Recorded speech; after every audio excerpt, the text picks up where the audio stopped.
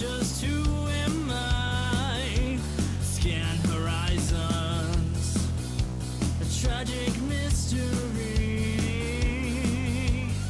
You could have left me here, sealed inside the pod. No one would ever know the chaos controls my true identity, the power that is me.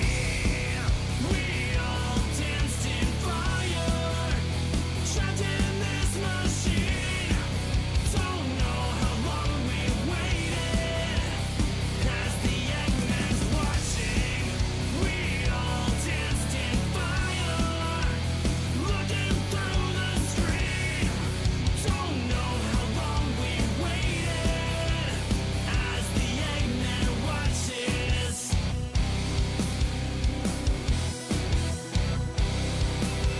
With bruise in the fight, electric lines, changed surroundings, drawing history.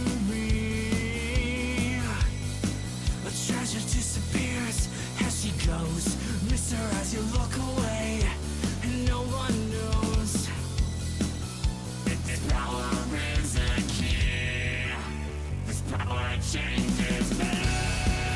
We all danced in fire, trapped in this machine. Don't know how long we waited, as the Eggman's watching. We all danced in fire, looking through the screen. Don't know how long we waited, as the Eggman watches.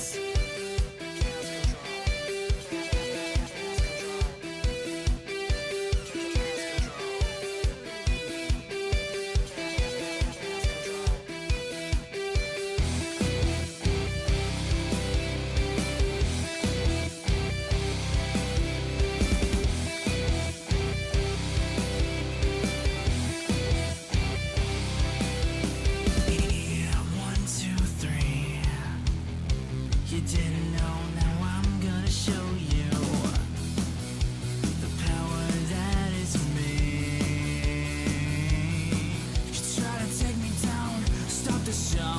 Seems you never tasted fear or loss of control. The power lives in me. The power that is me.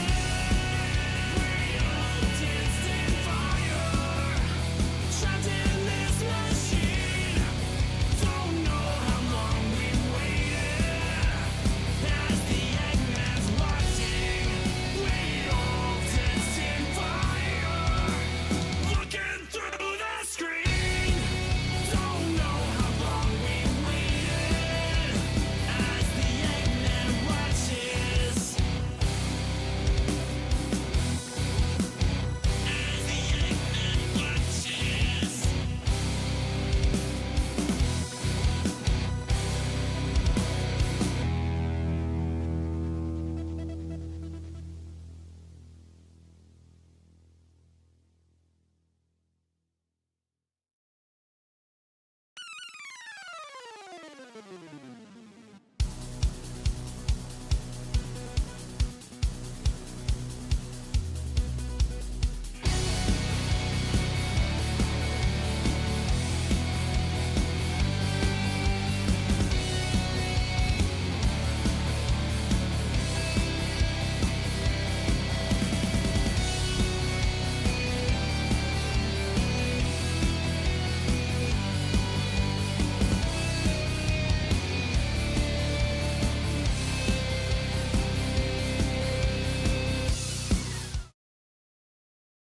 Oh, hi chat. How we doing? Oh, it has been one of those days. Ugh. Oh, here. Let's make myself louder. Hold on. Am I quiet? I'm not even peeking. Oh. Hold on.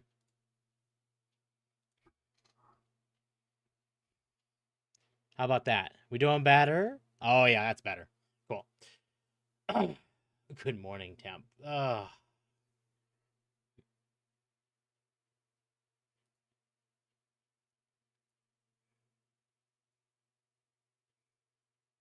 I sound quiet, but I don't know. I adjusted my thing. Here, I'll adjust it again.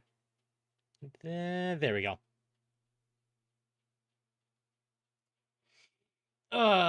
Dog time. Good evening. Welcome, Gabby. Welcome, Tape. Welcome, Magma. It's late. Will the crows pay for taking all those dogs? Not tonight. Not tonight. I'll be honest, I've been on the road all day and I'm exhausted. But we are still going to do a stream.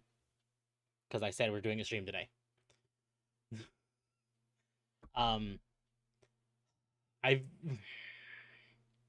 yeah, that was a last minute thing. Like it was like I'm prepping for stream and it's like, hey, job.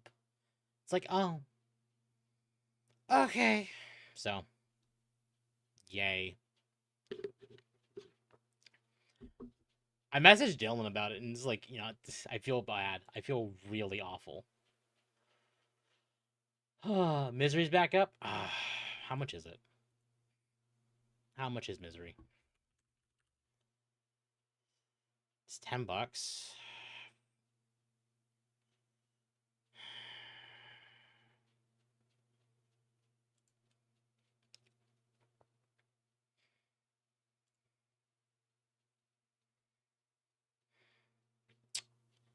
What is Misery? Okay, here. We're gonna show Misery. Magma, if you're still up, Dylan, same as you. Like you guys are welcome to just jump on and chill and chat. Boop.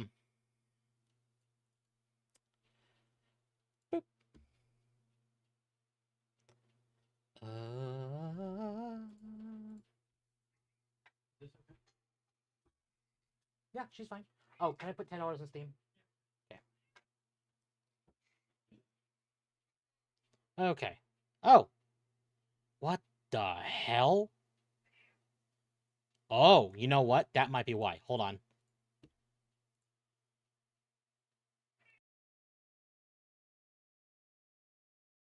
There we go. Okay. I figured out what was wrong with like why it sounded quiet. Oh God, that's a cat. Okay. Um Hi, can I help you? Can I help you? Huh? I have a cat on my shoulders now. You might hear her. Hi. Can I help you? No, please do not do donuts on my shoulder. I'd appreciate that. I at least thank you for jumping on my shoulder very gracefully and not hurting me. This is great. No. This is fine. This is fine. Hey. Hey. On the phone, if that's fine. That's fine, Magma. You're welcome to join. I figured out what was wrong, though. It was reading from the mic itself and not from the, thing. From the mixer. That's why it sounded weird. Yeah, she missed me. Hi. Look. You need to chill out. Okay.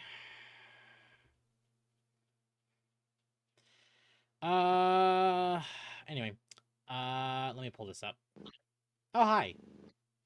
Hi. Oh, there's Apologies if you hear purring.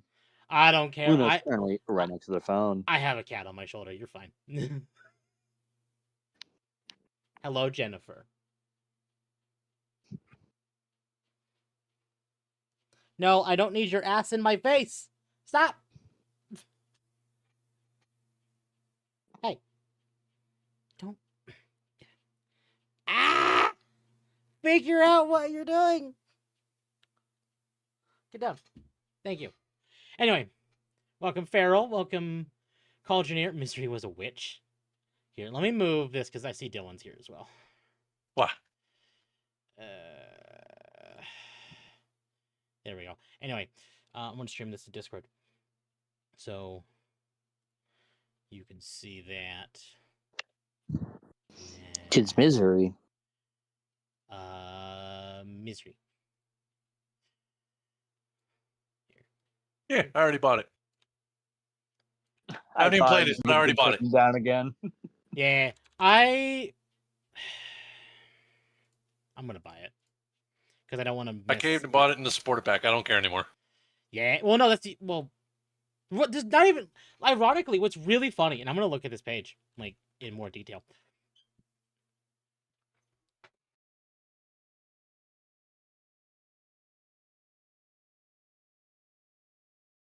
What's funny?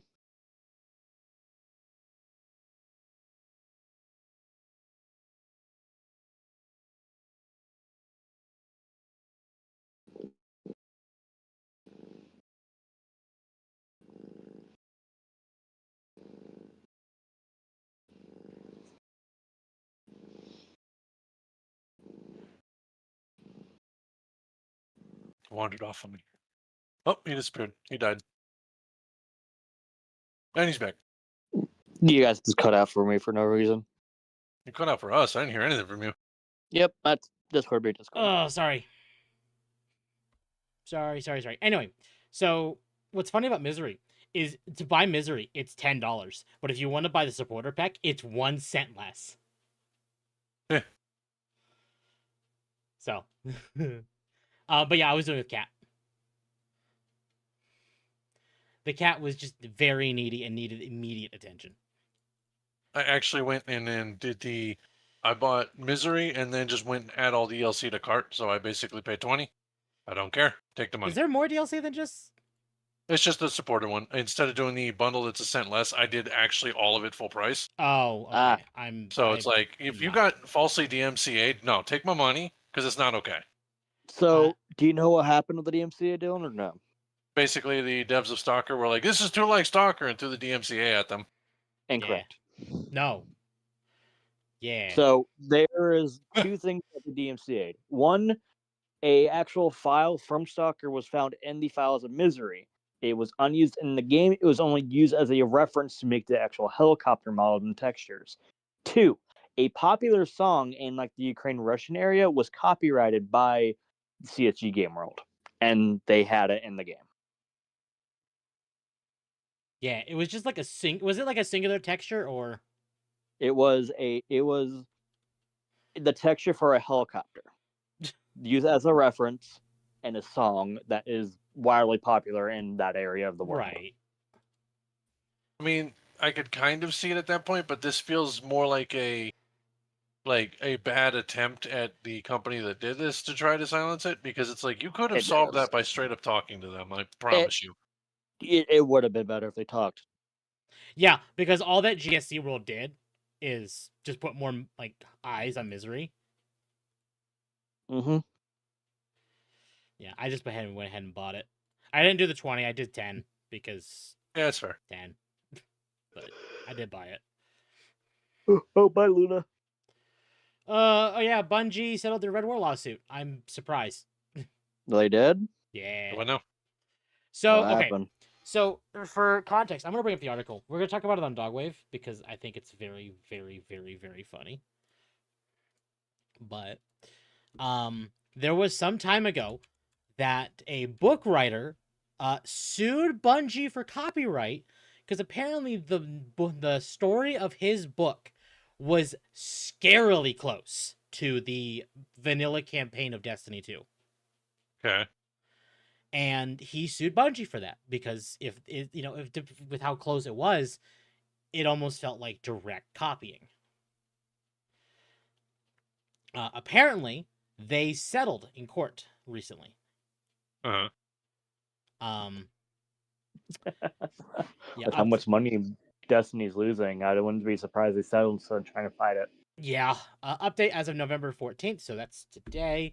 A new court filing obtained by the Game Post has now made the settlement official. Judge Susie Morgan has issued an order confirming that all parties have firmly agreed upon a compromise in this case. The court has dismissed the lawsuit in its entirety without costs. The judge also gave a 60-day window for either side to reopen the case if the settlement falls apart for any reason. The order states that the court is keeping jurisdiction during the 60-day period, so it can enforce the settlement if needed. The court having been advised that all parties have firmly agreed upon a compromise in this matter, it is ordered that this action be and is hereby dismissed as to all parties without cost and without prejudice to the right, upon good cause shown, within 60 days, to reopen the action if the settlement is not consummated. The order reads, in addition, the court specifically retains jurisdiction to enforce settlement agreement. Yeah. So, yeah, this is not the only legal issue Bungie's facing. Yeah, the Christopher Barrett thing is still ongoing. Bungie's just in constant shit. And apparently, they, now, I cannot confirm this. You know what? Tapeworm. Thank you, Tape, for posting this. I know you're the resident Destiny player now. They gave a content map for Renegades, which is the upcoming expansion in a couple weeks. The Star Wars expansion. What? Yeah. Yeah. Oh.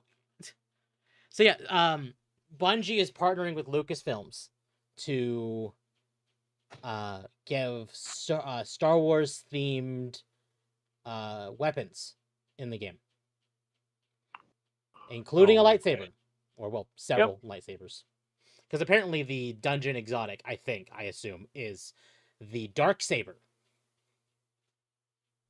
Wait, Because swords are always meta in every single part of Destiny. wait, so the black lightsaber? Yes. Yeah.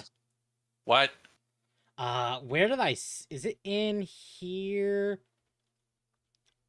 I know I saw it today. Hey, Tape, if you have that image, can you send it to me in the Dogwave suggestions, please?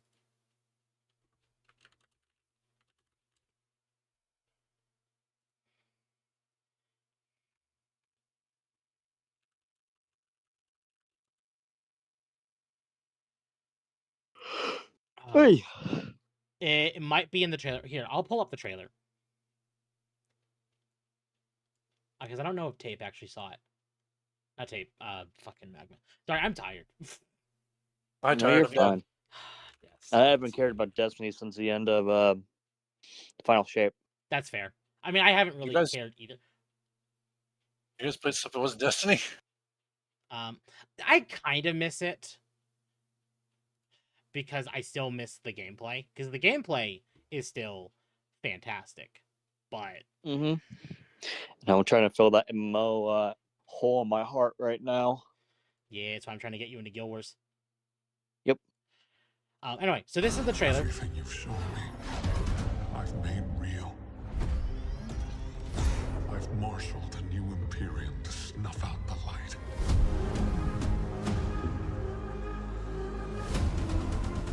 My violence is yours. You know what comes next. Give me strength. There it is. Yeah, okay, what? That is the Darksaber. You cannot tell me that is not the Darksaber. That's the dark. No, it is the Darksaber. I'm just like, what in the living hell? It looks cool. Don't get me wrong, it's always looked cool. It looked cool since the Force Unleashed had it in the first one. Like, let's be completely real. Everybody loves the Darksaber. Here's my problem. It's like, you're introducing the lightsaber into Destiny. I kind of get it. But my man, this is Destiny. Yeah. I want to be a goddamn Jedi. Oh no, there's another lightsaber. We have. I don't know if we can change the color of the blade.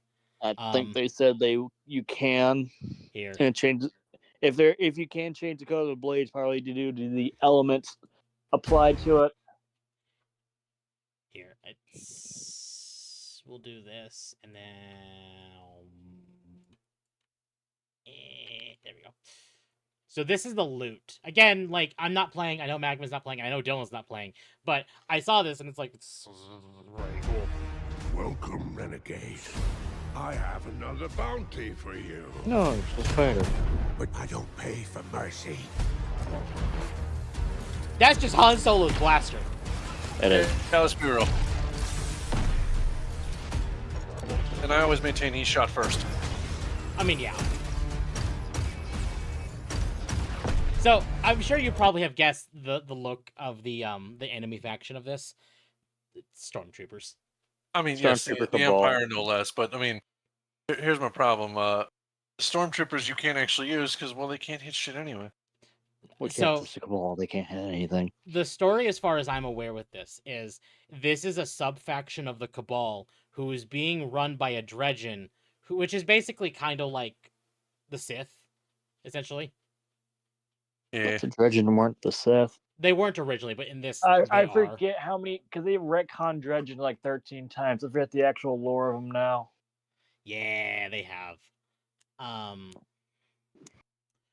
So, but the point of this is like, hey, we're working for this omnipotent god who's trying to wipe out the universe. Again, it's a typical Tuesday.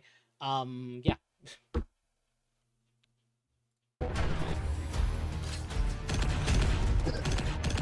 Admittedly, this is probably one of the coolest looking pulse rifles in the game. I don't know what this Meh. one's based off of, though. It still looks like the base pulse rifle frame.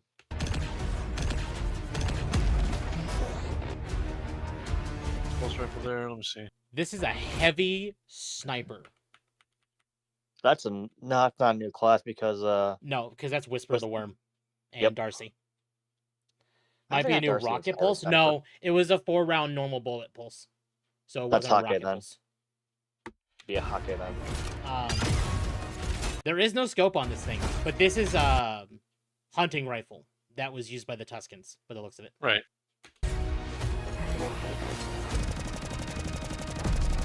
Admittedly, I don't know where this comes from, as far as Star Wars is concerned.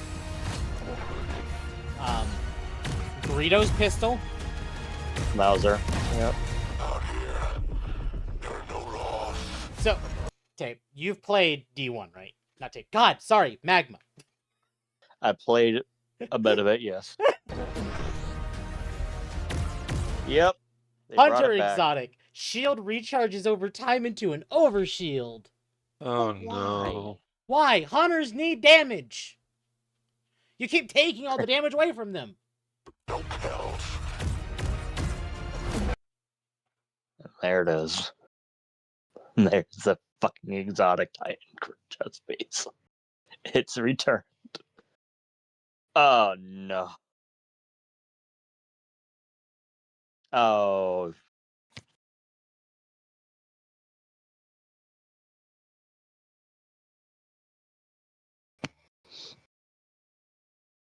Hello? Thank Hello. you. Sorry, cat needed attention. Again, cat. See being that. needy. Anyway, yeah. So, welcome back, Twilight Garrison. Sorry, let me rephrase that. Twilight Garrison on steroids. Let's see how fast you can break the map. Oh look, another Warlock helmet. Not only another Warlock helmet, another Warlock exotic that just messes with your riffs again. Yay! Yay! Admittedly, this one is nice and could be good for like solo content. It just strands people around you. It also does damage over time, so it gives a It's dot to the suspension. suspend. I don't care for suspension. It just Warlock has been turned into a summoner class. Give me more threadlings, god damn it. Yeah. And then of course, the lightsaber. That's orange, solar. Yeah, so we saw orange, we saw purple. Oh, the Wookiee crossbow. Terrible. Welcome to the frontier, renegade. The loot does look good. They're banking so much on nostalgia. They are. But that's not even the most egregious thing. They announced this years ago. Mm-hmm. Kylo Ren, Darth Vader, General Grievous, X-Wing. I got the Sith and not any of the heroes. Like, fuck. New Warlock. Sorry. New Warlock fart unlocked. Mm-hmm. Yeah, pretty much. So yeah.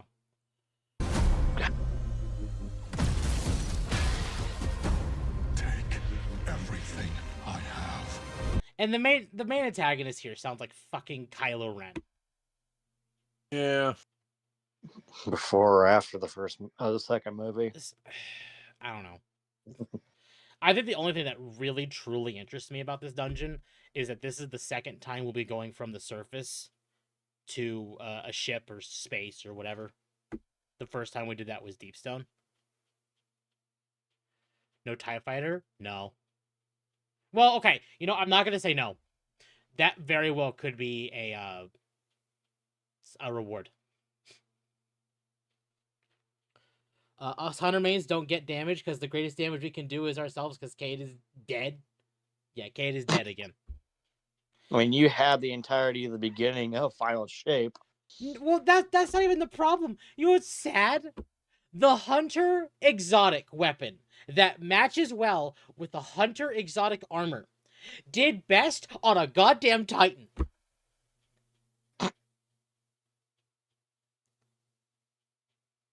I'm still looking at the raid clears and all Hunter teams. I'm not salty. Yeah, I feel bad. I really genuinely feel bad for Hunters. I don't. And the only reason that Hunters get treated very poorly is because they make up a majority of the player base. Yep. And majority PvP players too. Yep. So instead of balancing everything else around that, they just constantly just shit on Hunters and give every other class the Hunter shit.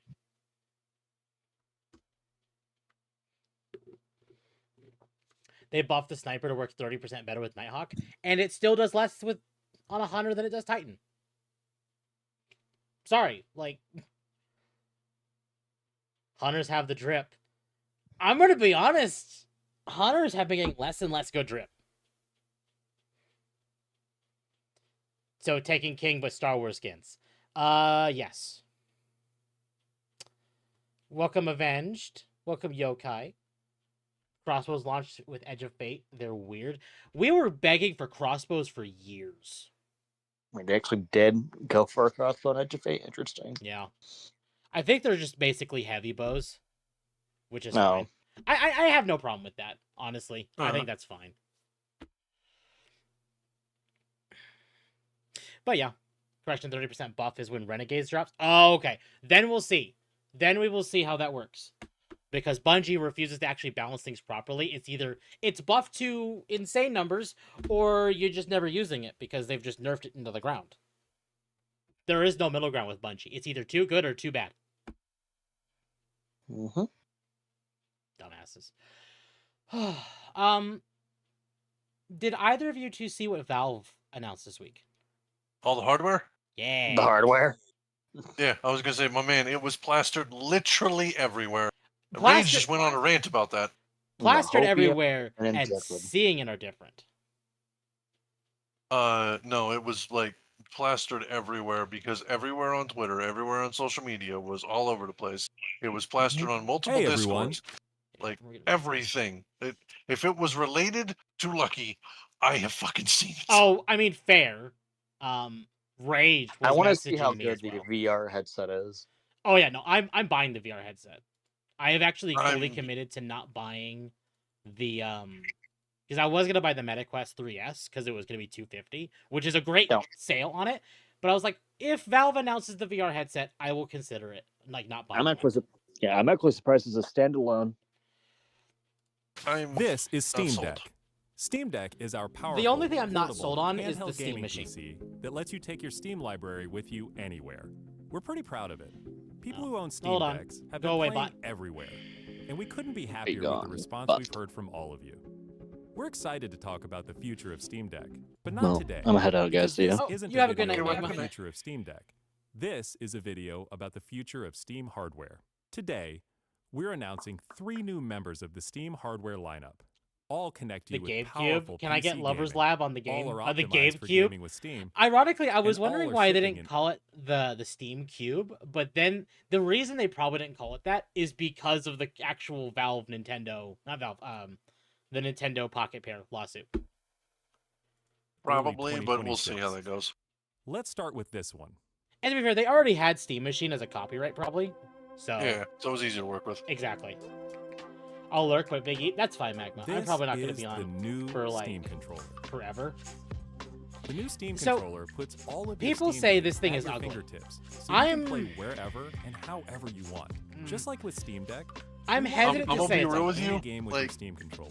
I Video have games seen never built Nintendo with the Switch controller in controllers. mind. I don't want to hear y'all It has bitch. all the great features from Yeah. Steam Deck, like trackpads, And gyro, and back buttons. this all in a thing actually comfortable has some form factor. great features to it. It's next generation magnetic. This Well, is the- this. Yeah, that was the neat part. The magnetic sticks were fantastic. The touchpads are what make me kind of intrigued by it because I was like, you have them fully working, and they work with these magnetic joysticks. I have many questions, and I actually want to see what the build quality is. Like I said, my worry is my hands are going to eat through it because I sweat, and my sweat gets corrosive as hell. Yeah. 360 controller best for. I mean, fair. Thumbsticks let you play with. I think this, ironically, the Steam Deck is like truly changed the gaming landscape. I know we had the Switch, but it wasn't until the Steam Deck that so many companies jumped on that train. Well, it's because Valve basically created their own APU, and once that happened, every company went, "Oh shit, we can do that!" Yes. And then they jumped in. I think this, using the TMR sticks here, is going to be another major shift. I mean, hopefully for the better, but the problem that I run into at this point is that you're now going to start seeing. We're going to have games that are $70 at the minimum. Yeah. I'm going to start seeing $100 controllers. We already are, Nintendo. Nintendo don't count. Nintendo is different. Nintendo's proprietary. That's like sitting there saying that Apple came out with a new thing, and oh my god, it's like the new price point everyone's going to go with. Nah, that's not how it works. I mean, fair. I don't know if Microsoft and Sony will do it, but I hope they do follow along the same route here of like, okay, the Steam controller is out, and we're seeing more and more people use this on PC. I think if Microsoft starts seeing a hit on controllers use on PC, that will be the major shift. Probably. Improved responsiveness and longevity. We've put capacitive touch sensors on the thumbsticks and now on the back of the controller too, so you can enable precision gyro aiming with the touch of your thumb or your pinky if you're feeling fancy. Play for way too long with a rechargeable lithium-ion battery. Xbox that One allows controllers for are over good, 35 but hours of play. I understand With Magma's Steam response. controller, we want to make charging and wireless pairing. Also, motherfucker, you're not playing. I'm 35 seeing his hours of movements here on playtime. Silksong, With having Steam played controller, Silksong. We want to make charging and wireless pairing. Oh no, something that's actually he actually is playing. That's why we. I created was the going to say, Puck. my man, The you're Puck is a combination. okay, wireless- broski. I get to chew you out for being autistic. Stop doing that. It's a fucking commercial. Like, it's not lore accurate. It's like the motherfuckers that bitch about the drums aren't animated correctly. I mean, fair. It's not supposed to be. Fair. Scuff controllers are better. Eh. The thing is, it's like we're getting so far to a point where there's not even a need for a scuff controller. Like, what people There liked really about isn't. scuff controllers is the back buttons. But back buttons on a controller are just standard at this point. I mean, honestly, for some of the stuff, like I have a tiny 8-bit do controller, like Yeah. little tiny thing. Mhm. I use that thing for either SNES emulation on a mobile device, or I take, and I will give a shout out to the Artist Ways for this. I will use it as a freaking hotkey pressing for things like art software. Well, that's the thing. Like, I then like, is it just a tiny like square? No, it's actually like a little SNES controller. It's freaking puny, dude. Okay. Like it's well, I think it's the freaking mini. Let me take a look here real quick. Well, the reason I say that is a lot of people have actually pointed out because I still watch LTT videos. Despite I understand people don't like LTT at points, but I still watch them. And when you see, you notice something in like any one of like the host's hands, it's all you actually see an 8-bit do controller. Yeah, it's this one I have is an 8-bit do micro. Yeah. Don't let Temp be a game autist like Neon is firepower autist. No, listen, Neon is a firepower autist for the right reasons because firepower is the way to go. I'm not letting him be a game autist on this one in particular because, to be completely honest, he's going to get drug in with me to go fix shit that we have to do for other people. Yeah, especially when it comes to this, which is a big reason why I plan to pick up at least the Steam controller and the Steam frame. Because I plan on probably picking up the machine and the Steam controller because I really want to see what the Steam machine can do. I want to get a Steam machine. The price matters there. If it's if it's like 1,000, no. Yeah, pretty much. Like, I don't think the VR kit is gonna be any more than I think $750. because Yeah, that's you fair. need to make it competitive enough in the pricing that people will choose it over meta. Because that's You know what? Actually, it just occurred to me that there'd be a way they could make that competitive. Hmm. All right, so think about it. Valve made their own APU, right? Yep. Okay, so they made their own APU. There's two ways this could go. Either Valve has hit the GPU market, which is going to be impressive, or, and hear me out on this, instead of doing NVIDIA, what if Valve pulled a contract with Intel, which is why all those GPUs for Intel disappeared? That would be interesting. I doubt it, but that would be interesting. Because Yeah. have you seen the specs for this? For the Steam machine, I haven't had a chance to look at it Okay, yet. here, I'm gonna pull that up. Yeah. Steam machine. Boop. So the specs for the Steam machine is a CPU is a semi-custom AMD Zen 4 6-core 12 threads up to 4.8 gigahertz or a 30-watt TDP. With the GPU being a semi-custom AMD RDNA 3 28 CUs, 2.45 gigahertz max sustained clock of 110 watt TDP. So they made their own. But it is off the backbone of AMD. I mean, yes, but everything is backbone of AMD right now because AMD is the major competitor when it comes to it. To And be fair, though, Linux. Linux does not operate very well off of NVIDIA or Intel. Yeah, well, that was kind of a given. I figured they would make their own on that particular front, but it's also worth mentioning that AMD and Intel are effectively the same thing, like in a roundabout way. And the only reason I say that is because technically speaking, Intel and AMD are all licensed through IBM, who's the one that actually owns everything. Yeah, exactly. Admittedly, some people have gotten kind of upset about the RAM.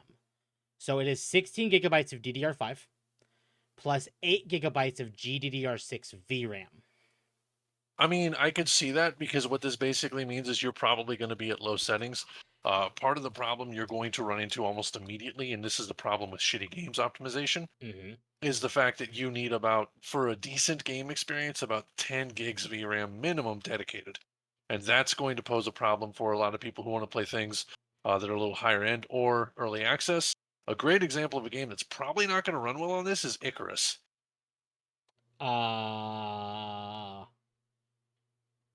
know you said Icarus, but my brain's going to Guns of Icarus. Icarus is actually a space survival game. Think like Space Minecraft. Okay. A lot more realistic. To give you an idea, man, I have an i9 and a 2070, and like an 8 gig 2070. I have 32 gigs of RAM and an i9 9900 KF. My PC actually struggles on medium with that game. Oh boy. I have to turn it to low to actually get decent performance. It's that intensive.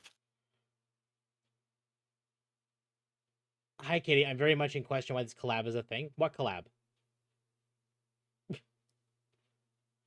Dylan, I tried to the same thing with the controller, but I prefer to use all my shortcut keys like I would on an MMO. WAS zoom and move the canvas and everything as close as possible to WAS. Yeah. Yep.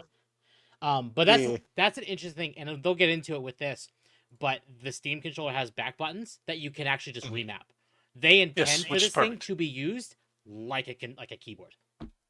Well, yeah, and that's kind of the nicer thing. I think you'll see a marked change in that too, because I know Xbox tried with like, we're going to make stuff accessible with remapping, and the controllers they did for Xbox were kind of crap. Yeah. I would like to see more of it for the folks that are like, a great example of this is being able to do something like one-handed because you can remap all the buttons appropriately. Adapter. But they don't list it here, but I think some people found out in content creator interviews like LTT and Gamers Nexus and PC Gamer, PC Mac, whatever, that it actually is 8 gigabytes GDDR6, and I think they said 16 gigs GDDR5. Huh. But I have no verification on that. That's what I'm hearing, though. Yeah. If that is the case, that's interesting. Because the people who've actually done the research basically said this is actually really good.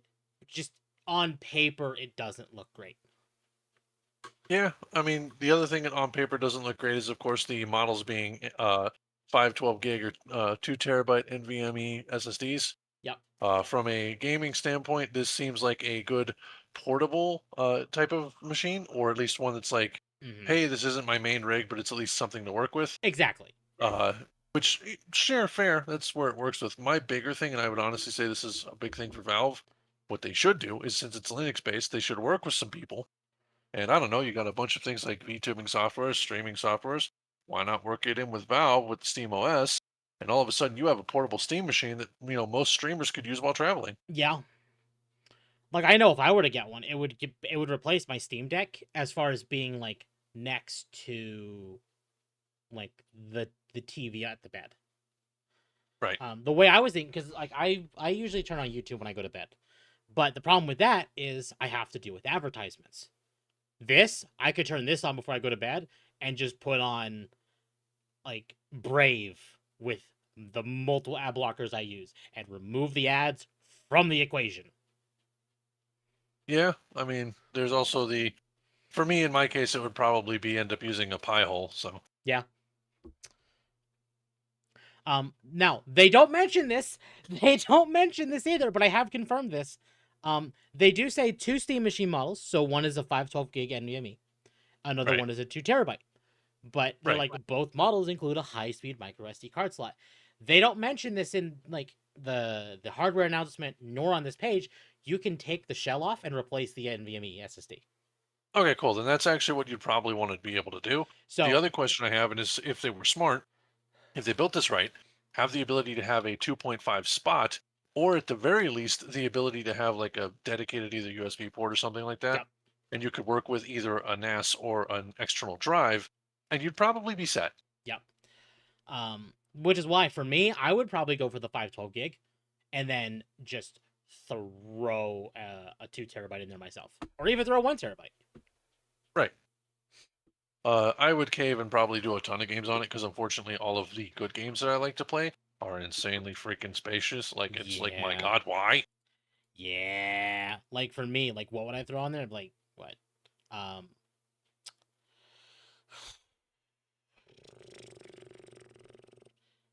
Oh God, the problem is like I just play so many different games. I don't even know what the hell I'd put on it.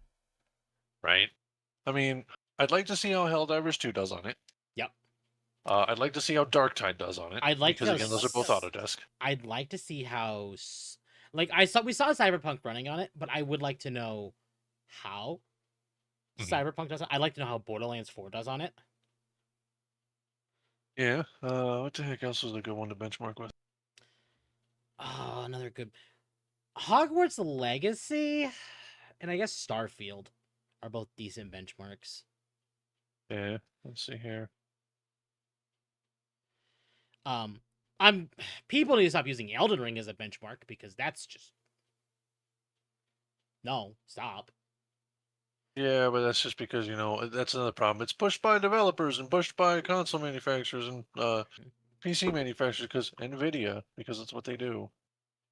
Well, the problem with even Elden Ring is, unless you mod it to go higher than 60 frames, it caps at 60 frames, and that tends to be their performance spectrum. But you're pretty much hitting 60 frames no matter what with any modern hardware, period. Yeah, pretty much. Tapeworm, I agree. They do need Helldivers 2 does need to optimize the size for PC, because that is absolutely absurd. It is absurd. Stellar Blade's one that you could probably use and see how it does. Yeah. I know they've said they're working on, as far as Helldivers, like fixing the file size. Yeah. You could also try and see what Expedition 33 looks like. Yeah. Of course, Monster Hunter Wilds. Monster Hunter Wilds is actually a great one to test. Final Fantasy VII Rebirth. Yeah. Hell, Final Fantasy 16 as well would be a good decent one. You could use Doom, but in all honesty, I'm actually going to forego that right now. I would say actually say Oblivion. I was actually going to suggest Metal Eden. Okay, fair. And the reason I say that one is because it's significantly more fast-paced. It is also Unreal. And it's really high on its performance points. Yeah. If you want an Unreal 5 game that kind of struggles, I will say Oblivion again. Oblivion really woof. Another one that kind of has some issues with Unreal 5. They do optimize it very well, but it still has the Unreal 5 issues, is Abiotic Factor. Yeah, fair. Like, they do their damnedest to make sure that game is optimized, but Unreal 5.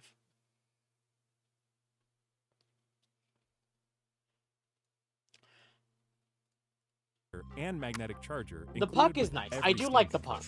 Snap it on to charge. Once you're charged up, snap it off again. You can play over Bluetooth or a wired connection too.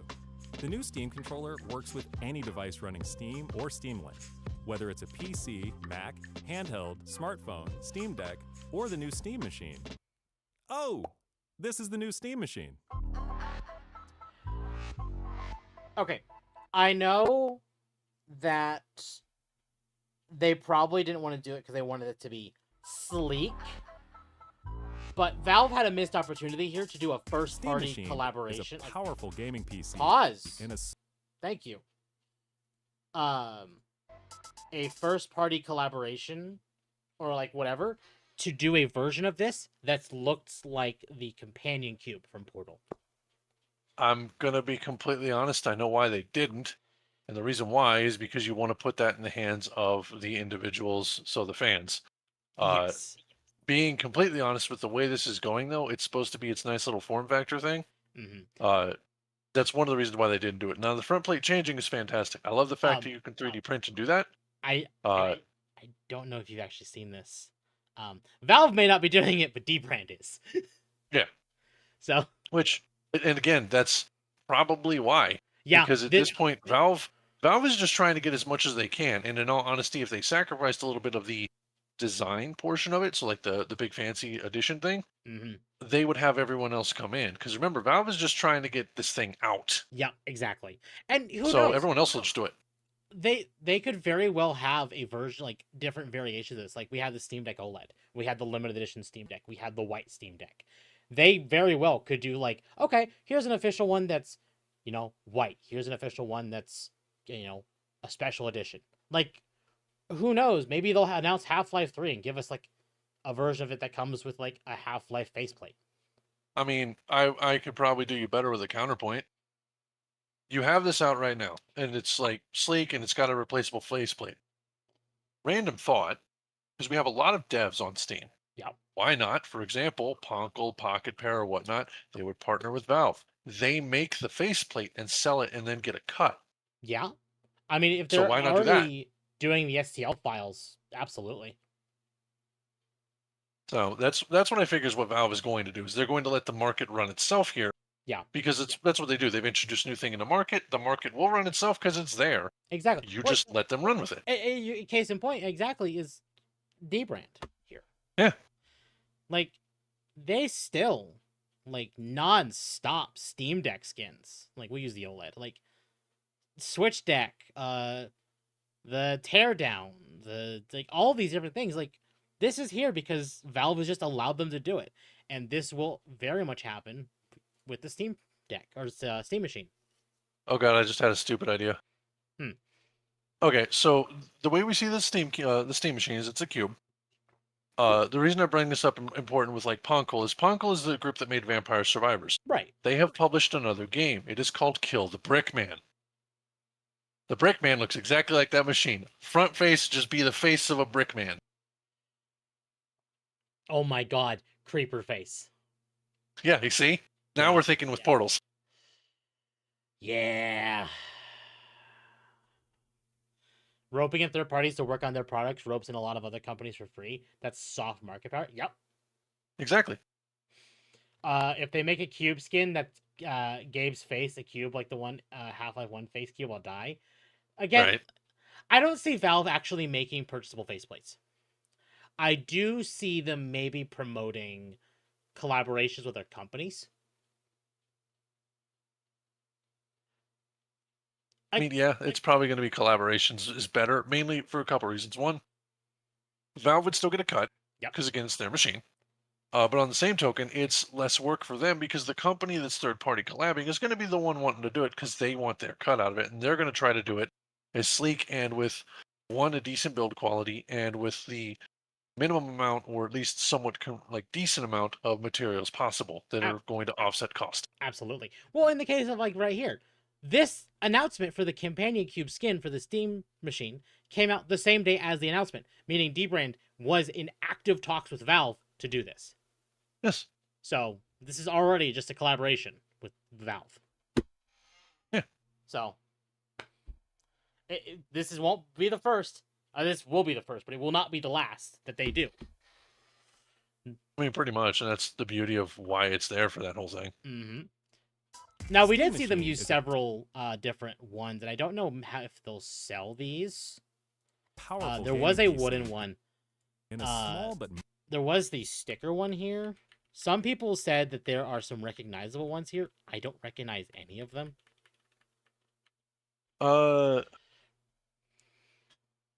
That might be due to. I'd have to go look through stickers on like CS:GO and CS2.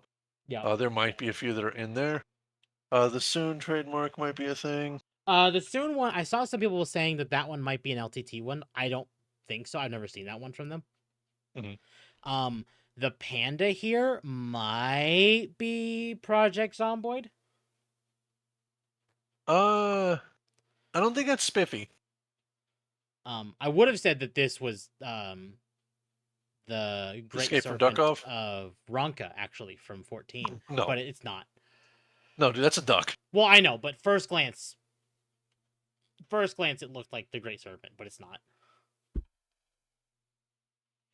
but mighty Anyway. package, designed for your games on the big screen. It's quiet too, which is crazy since it's 6 Yeah. times more powerful than a Steam Deck. That's a bold claim. That is a bold claim. However, I mean, I actually given kinda the Steam Deck's power, I'm not exactly surprised. Here's my problem with this. And it's like, it's 6 times more powerful for the Steam Deck, yes. So my question is, because everyone has talked about this, and this is like rat effectively. So if the what is it here? If the exhaust from the Steam Deck is so like mildly powerful that everyone it smells like very specific. Yeah. What's going to be everyone's idea with the exhaust from the Steam machine? You think Steam Machine? I'm thinking Steam Frame. I mean, They had there's to wear that, that but I mean, thing. we'll see how that goes. I know they mentioned it later, but there's a spot on the Steam Frame where you can connect like attachments to it, like under like around the nose area. Hmm. And some people are immediately going, so when can we add like a smell-o-vision attachment? Yeah, I was going to say, I can promise you someone will make that even if it's as a joke. Yeah. Just because of the Futurama reference. And it is going to do the Steam Deck smell. I'm telling you right now. The Steam Deck vent smell is just the new Nintendo lick the cartridges from the Switch. No, you misunderstand. The Steam Deck smell is going to be the new car smell when it comes to gaming stuff. Oh, yeah, you're right. If they're using FSR upscale, then it is more powerful than the Steam Deck. There is a RAM slot on it. I've heard they're using laptop RAM for the Steam machine, which makes that would sense. track. We don't know what is upgradable, or the only thing that we know is upgradable with the Steam machine is the SSD. Right. Well, for now, anyway. For now, anyway.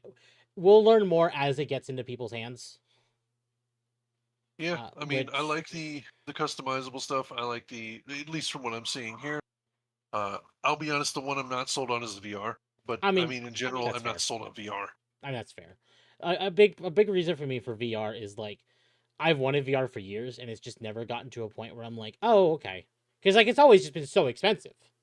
Mhm. But getting into content creation now, it's like, okay, well, there's a load of games there. I could help Akko out with like VR chat stuff and videos, or hell, if Akko's wanted to do a VR chat stream, now I could do that. I mean, you've got that, and then Alpha's now like jumped into it, so yeah, exactly. her issue is that she can't like both. I think supposedly it was both stream and run the VR at the same time right now, but I mean that may change with the new uh Steam like VR, which would be cool. Yeah. My Like, issue with it is the spacing. Like I don't have the space flat out. no, absolutely. Absolutely. Yeah. We'll get into more of the VR stuff because they do kind of go into more in-depth talk about that. Powered by a discrete, semi-custom AMD GPU, enabling 4K gaming at 60 frames per second with FSR. Okay. Out of all of the games shown, like Silent Hill F, sure. Fine. Sonic Racing Crossroads, sure. I have seen no problem with that. Enabling 4 Black Myth 4K Wukong, on the other hand. gaming. Well, so part of that other thing that they just mentioned is they specifically stated FSR. and They I'm did mention like, FSR. Okay. But even then, like, people were doing benchmarking with Black Myth on like the new on the 9070 XT, and even then it was struggling. So I think this is again part with the Valve building its own like working with its own GPU here. Let's also not forget that Valve does also do hardware surveys. This is true. It is distinctly possible that Valve has the engineers that work with it, because remember, Valve has been around for a long Oh, time. absolutely. And Nvidia and AMD, I promise you, have sent engineers to their campus. Oh yeah. So it's likely they may have figured out something by looking through the graphics at a much smaller micro scale closer to the hardware at this point. Yep. Similar to how, again, I hate to reference this constantly, but similar to how Roller Coaster Tycoon is probably one of the most optimized games ever made. No, yeah, absolutely. You are very correct there. And they may have figured out like the magic touch here. Yeah, and that's what I'm kind of banking on here, because that's a hell of a claim. And you need to consider Proton. Yeah. And Linux, as a general rule, is not intensive on hardware as opposed to Windows or Mac for that Yep. matter. And no one ever does benchmarking on Linux. It's always Windows. Mhm. Because Windows is the most popular platform. Yep. And then also the most stable for most drivers. Yep. At 60 frames per second with FSR. Steam Machine runs SteamOS made for a bigger screen, built for gaming in your living room, your office, or wherever you play, with the rest of your PC accessible. I don't see this thing Steam being Machine used borrows overall for work. Some great I think like features from- they give you the option, but they gave you the option with Steam Deck as well. I see So- this being used more as just a console experience. That's kind of where I was leaning towards. See, this is where my gap comes into play here, because SteamOS is cool. But see, my question is, if this would be smart of Valve to do, is you get the ability to run a little bit of virtualization Mm-hmm. and then run other programs. See, I like the idea of SteamOS, but I use a ton of multimedia programs on this rig. Yeah. I use stuff that helps y'all archive things. I use art software. Technically speaking, I just haven't cracked it open yet. I have Ableton on this thing. Yeah. And I haven't even tried it out yet and dug into it. So there's a lot of different things that I use on this, not to mention things like Asprite, Unity Engine, because I've done a little bit of dabbling and coding with that and also bought way too many assets. And then I've also got a couple other softwares I use, plus other gotcha games that I've had on here. I'm looking at Unique that I've dug into, and I don't know how well it will do with multimedia. That's why I'm like, this is a bold claim to say, oh, we do it wherever. Well, sure, but can you actually do the workload? Yeah, exactly. I think it could do a decent chunk, but when you want to get into like the nitty gritty, it's not gonna do that. Like we Yeah. have constant proof that Steam Deck could even stream OBS and stuff like that. Like we have proof of that. People have done it, and I think this is just gonna be more of the same. And that's why I'm thinking this could actually end up being a stream PC for a lot of people. Well, this would be a good portable device for streaming, because honestly, I would rather take this with me around in Yeah. like a specialty locked case Mhm. to make that work. The only downside that I run into, and my only fear, TSA. That's basically it. Yeah. But, I mean, people have gotten through with the Steam Deck.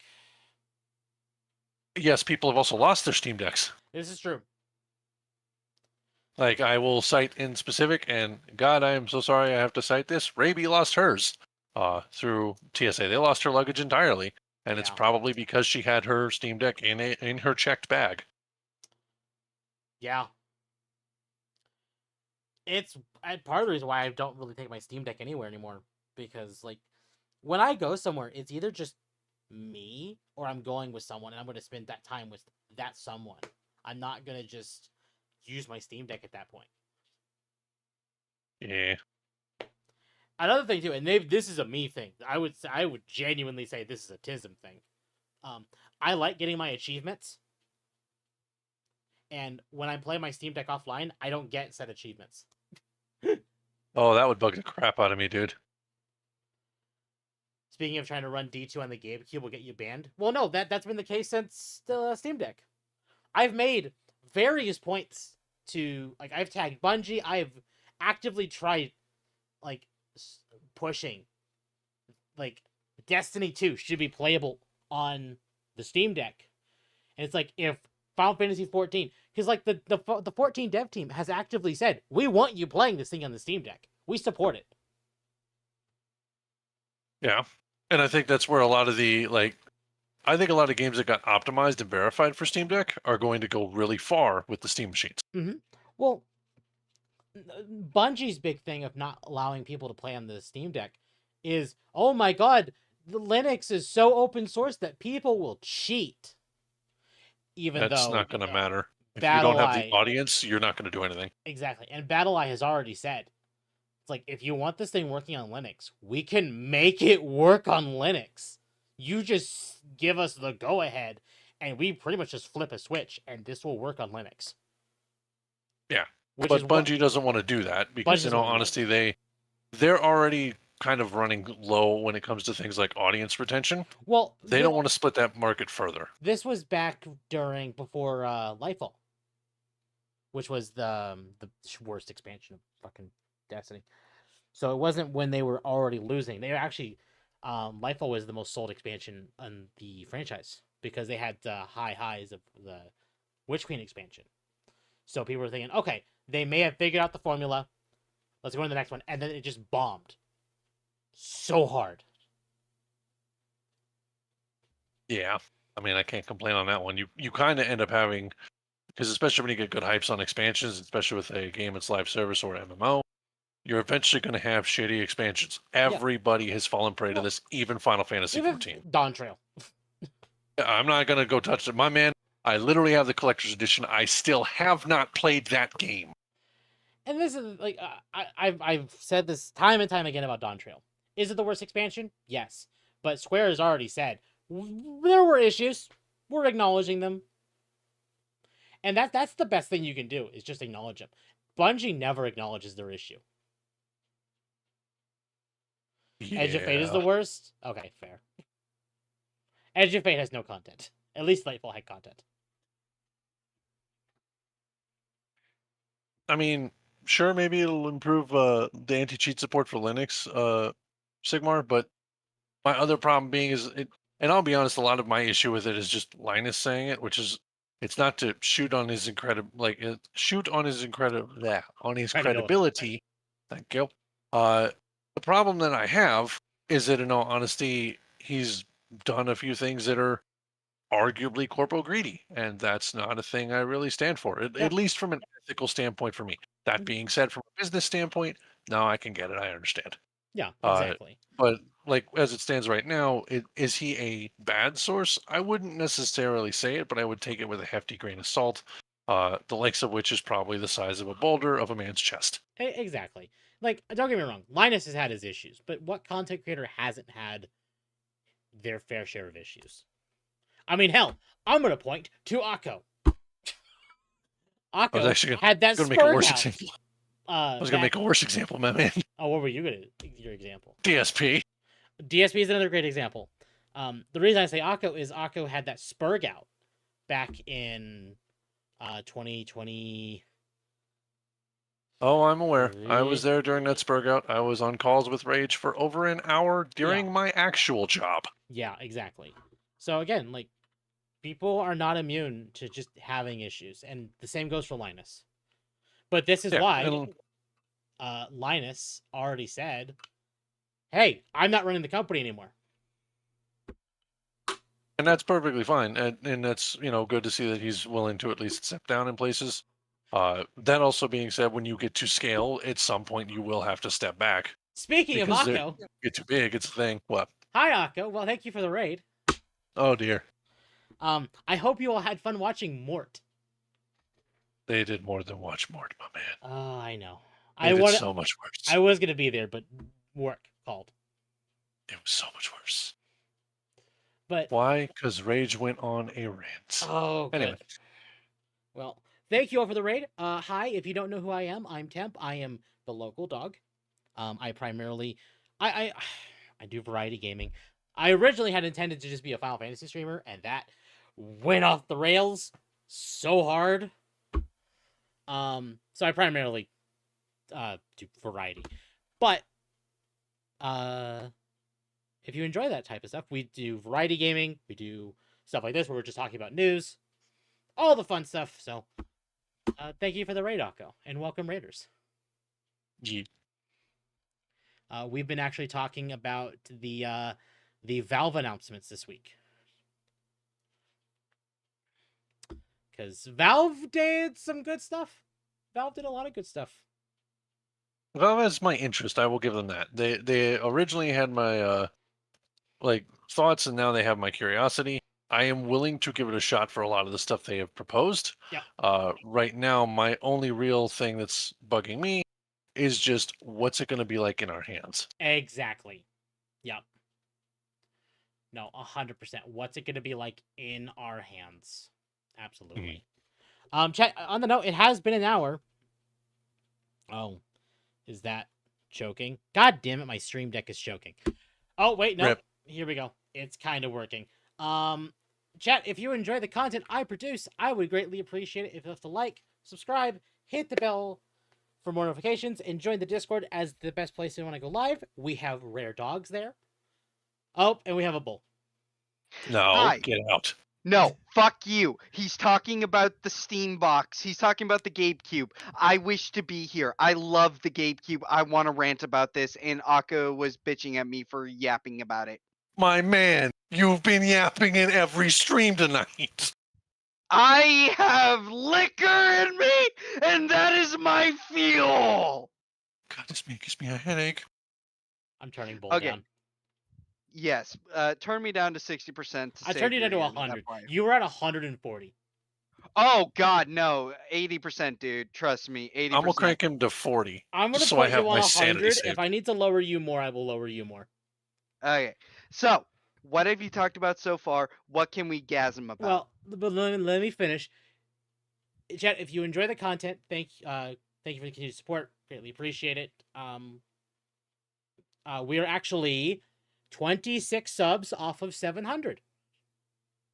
Make sure you sub to this wonderful ginger motherfucker. He deserves all the love. He is such an autistic nerd. He really deserves it. Spread it far and wide. Just call him the autistic ginger nerd. He deserves it. I want to see it on Twitter, and if I don't see it, I'm gonna bully you guys. Or- So yes, you can put me on trial. 1 to keep me, 2 to have me get thrown out. I do want to state that in all honesty, I would rather just make the reference that he's effectively going to turn into Kaya soon, with, I believe, the new collar coming in for you. Oh, did you just see what's in the bottom right corner of the stream? I do see what's in the bottom right corner of my screen. Someone strapped a Try to shot read- collar to the yippee. Yeah. Rage Jew rants is a good break. Well, you'll go from Mort to talking about Valve. After we're done with Valve, we're talking about Nintendo because the Yes, I need this brain cleaner from the fucking Mort shit, So, please. You need to break clear. You jumped in on your own, like voluntarily, man. I'm gonna be honest. I don't have sympathy for you. No, you don't need to have sympathy, but I need the brain bleach. Rage just wants Eh. happy redheads. Happy redheads are better than angry redheads. Yes. Listen, chat, just so y'all know, here's some Raging Bull lore that you'll only hear on Temp's channel. I doubt dated that. 2 redheads. Ooh. And, Oh yeah, I dated 2 redheads in my lifetime. And you know what? Fuck it. I'm going the extra mile just so that way you guys can bully me and fucking rat about this and no one will believe you.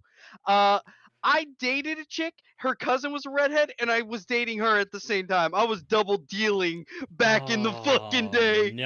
Well, hang on. Hang on. Wait. All right. What counts as a redhead? Is my question. My brother in Christ, I'm talking. She had full red hair. It was not dyed. She was born a natural redhead. Like even. Yeah, her that's what I'm saying. pubes Is were it? red. Are we just going with natural, or does No. dyed hair count? Natural? The not better dyed. purple Clippy. Thank you for the sub. And good God, yes, I did get my punishment for it. But my God, it was a good time back in the day. Back when I was on my fucked up arc and doing some fuck shit. I'm not going to say anything considering what I've done in my, Rage in my wanted to youth. lay the law, but he's just bisexual and Jewish. I am not bisexual. And I am Jewish, but I'm not bisexual. About to say you're not Jewish? What? This is No. news. Ew, you dated a soulless one. Oh, I fucked 2 soulless ones, and god damn! Uh-huh. I Look, dated a all I'm redhead and it saying was is- rough. Redheads are either very happy, fun individuals or very angry motherfuckers. They are, well, hang on, you forgot the one other part where they can be very happy, but then if you upset them in any way, you have a knife in your chest. Yeah, exactly. True Rage, story. Rage. We call that Latina. No, Latina just tries to smack you and shit. Fucking redhead, she screams and will fight you publicly and put a knife in you. And yes, I did drop the charges because, goddamn, I had so much respect that she was willing to stab me. My man, you've clearly not dated enough Latinas. No, because I like redheads, not Latinas. They come out of the womb with BPD. I mean, usually they do. I know well, my mother was a redhead and Latina. Oh, no. See, Hey, yokai, is your mother single? I'm just asking. you are a walking HR violation. I swear to God. Oh. Redhead Latinas exist. They do exist. They do Yes. exist. I've never actually met one. I'm gonna be real They're with you. rare, but they do exist. They are rare, and let me tell you, it's an interesting time just to know them. Relationship-wise, it's one of those I'm genuinely like, My I might mother fear is for my life. dead. Well, I'm sorry to hear that, yokai. Fuck! Well, shit. I'm sorry, yokai. My sympathies to you. Your mother was probably an absolute wonderful woman. She was also a tomboy. Yeah, congrats. Your Rage is now mother was gonna amazing. take up necromancy. Thanks, guys. No, God no, damn it. Jesus Christ. No, calm down, Dylan. But I will say, on God, I would put flowers at Yokai's mother's grave out of respect. Hell to the fuck yeah. Anyway. So, we were talking about the Steam Machine. Uh-huh. Steam Deck, like lightning fast Yes. sleep and wake, Steam machine. an SD card slot to easily expand your storage, and bring Okay, some new tricks of its own to easily. a lot of these should be... I don't know if they needed to go over this bit. I mean, I guess it's nice. It's covering your bases, but it's a Steam machine. Yes, you should have access to the Steam store and your cloud saves and your friends list and your Steam chat. And my mouse is now on the floor because I'm... Nailed it. So, Temp, I get what you're saying, because it's like, why are we going over the obvious things? But remember, the average human being who watches this video probably is a mouth-breathing retard. Let's be real. You're Well- not wrong. Let's also consider that the reality of what this is actually going for. Bear in mind, depending on the price of this, because I don't think it's going to be high. I think Valve is smart and they're doing this with its more mid-range budget PC builds. I think that's the hit in the market they're going to take, which is why they're covering all this. And most like first-time builders, budget builders, or a great example of this is a lot of like the budding PC gamers that are kind of sick of consoles costing a shit ton of money. Oh, yeah.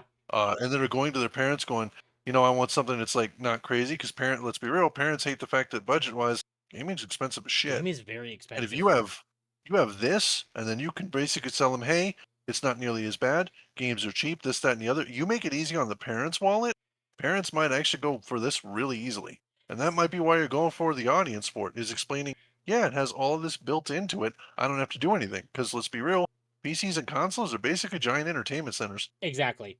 And the fact that this is leaning into the PC market as well as being a console, I mean, it says a lot. And as a first PC, like think about like parents wanting to get their kids into PCs, but instead of wanting them to build a PC, they kind of want to get them let their hands a little dirty first. Here you go. Yep. This is great.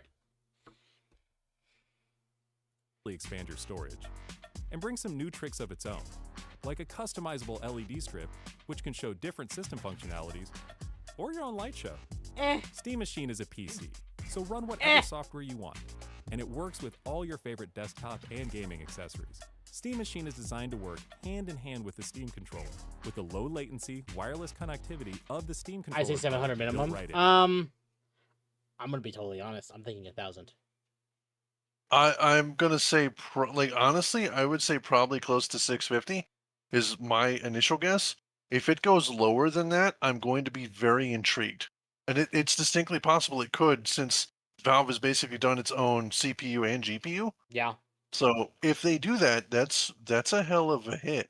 But I mean, remember, 650 to 700 is about mid-range for a budget PC, like out the gate. Well, so from what we know, some people have actually done kind of like trying to figure out what the GPU in this thing is going to be, and I think pretty much they figured out it's a 7600 AMD GPU. See, there's so you'd be 7600 looking or at 7800. medium-low settings. Yeah. So it would be probably a budget rig. Yeah. The other thing that I have with the bold claim is it's also a desktop PC. Well, we will see about that. Yes. Now we do know that there will be a bundle that comes with a controller, which is definitely leaning into the console. This is a console. Yeah. 780. No, here's the thing. You're not gonna see price points that are gonna be like 760, 770, 780. You're going to see them between like say 800, 750, 700, 650, 600. You're going to see either zeros or 50s. Straight up. Because if you look at the Steam store, and I'm not going to bring it up because I'm looking at it from Steam client. Where is the Steam Deck? It's so $399. So basically you have 400 for the 256 gig LCD.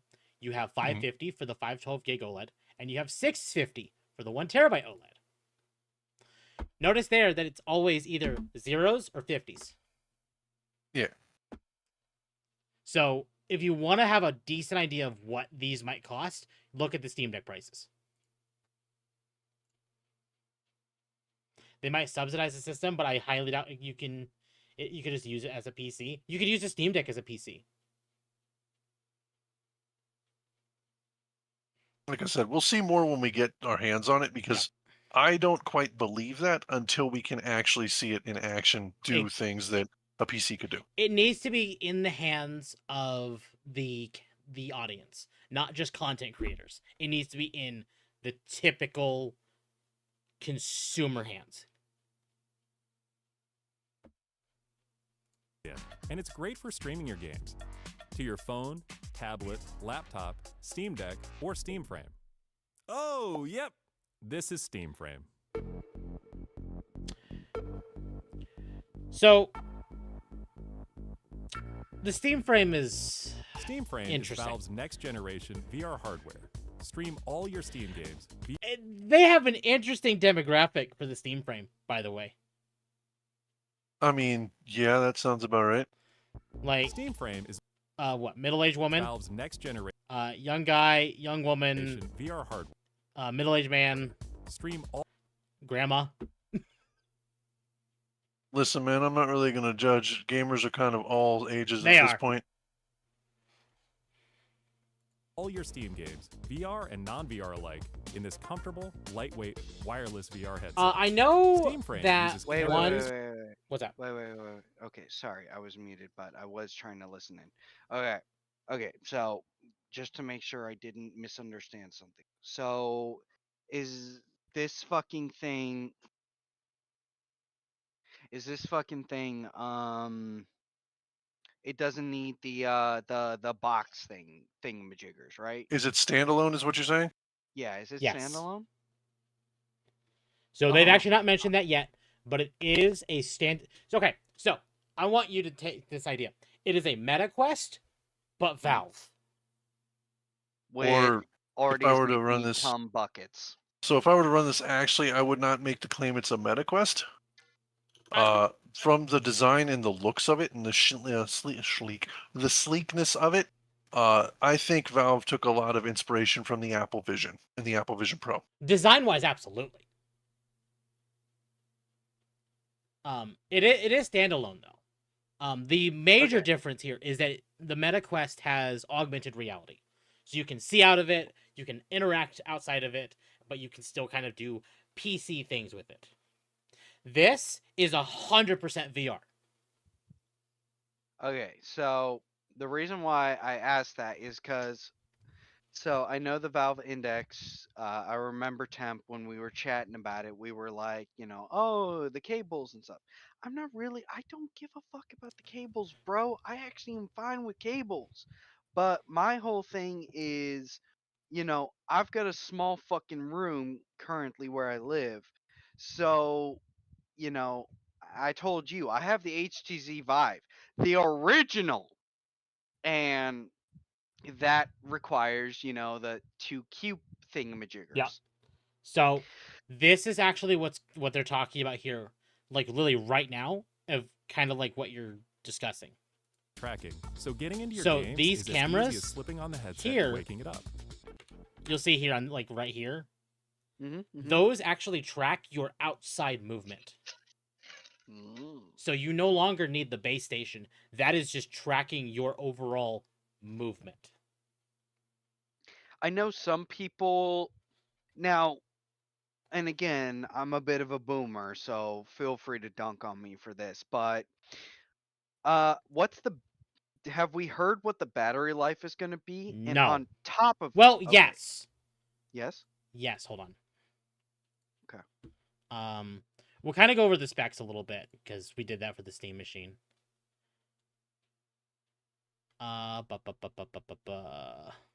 So, it is running a 4 nanometer Snapdragon 8 Gen 3 architecture ARM64. So it is ARM based, which that's good. 16 gigabytes unified LPDDR5X RAM. Fuck. All right. 256 gigabytes or 1 terabyte UFS storage options. Micro SD card slot for expanded storage. Fuck. Rechargeable 21.6 watt Li-ion battery. 1 USB-C 2.0 port in the rear for charging and data. Charged with USB-C 45 watts. The battery. Where's the actual? Do you have? Microphone, Bluetooth. It is supposed to run Control for F battery. Yeah, I should just battery. Yeah, you're right. There we go. Well, no, that's controller. That's his controller. Fuck. The controller does actually use batteries. Right. You're going to want to scroll up a little bit to where it was. Yeah. So, yeah, see, that's the controllers themselves. When you were on the specs originally, where you were at, let me see Yeah, here. lithium ion. Go to lithium ion. Well, yeah. So here's the overall power. Yeah, so you're looking at the rechargeable 21.6 watt hour lithium ion battery. Okay. That's going to be powering the headset. 4 hours or 6, roughly. Yeah. And to be fair, here's the thing. For a VR kit as well, that's actually not too bad. No, that's not too bad. However, and y'all can call me psychopath for this. If they allow me to expand the storage and put a fucking expanded battery pack on that bitch, I would. Cause, all of you got weak, pathetic, limp dick necks. Meanwhile, me, I could lug around something that's fucking 4 pounds and I'm not gonna flinch. So what I'm hearing is that Rage's cousin No Neck. Anyway. Fuck you. So, you'll notice Fuck here, you. you see this cable right here. Yeah, that's So you- the power cable. Yeah, so you notice there's no actual top head strap. Yeah.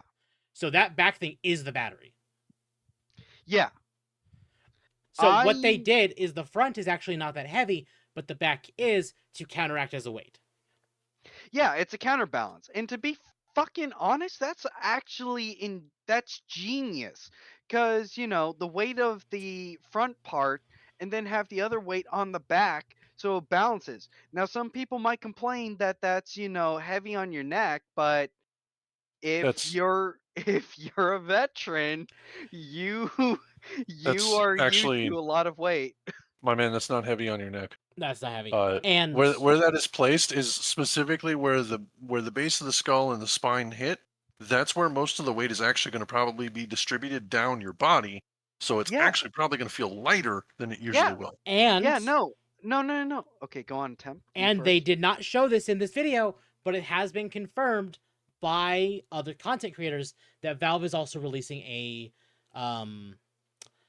separate kit of just straps for the controllers and the headset, so you could add that middle strap if you wanted to.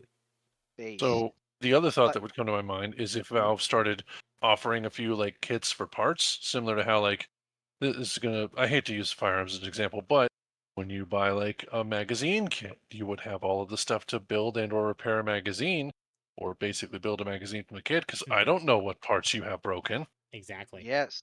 Well, And here's the thing. Here's the thing. Hang on.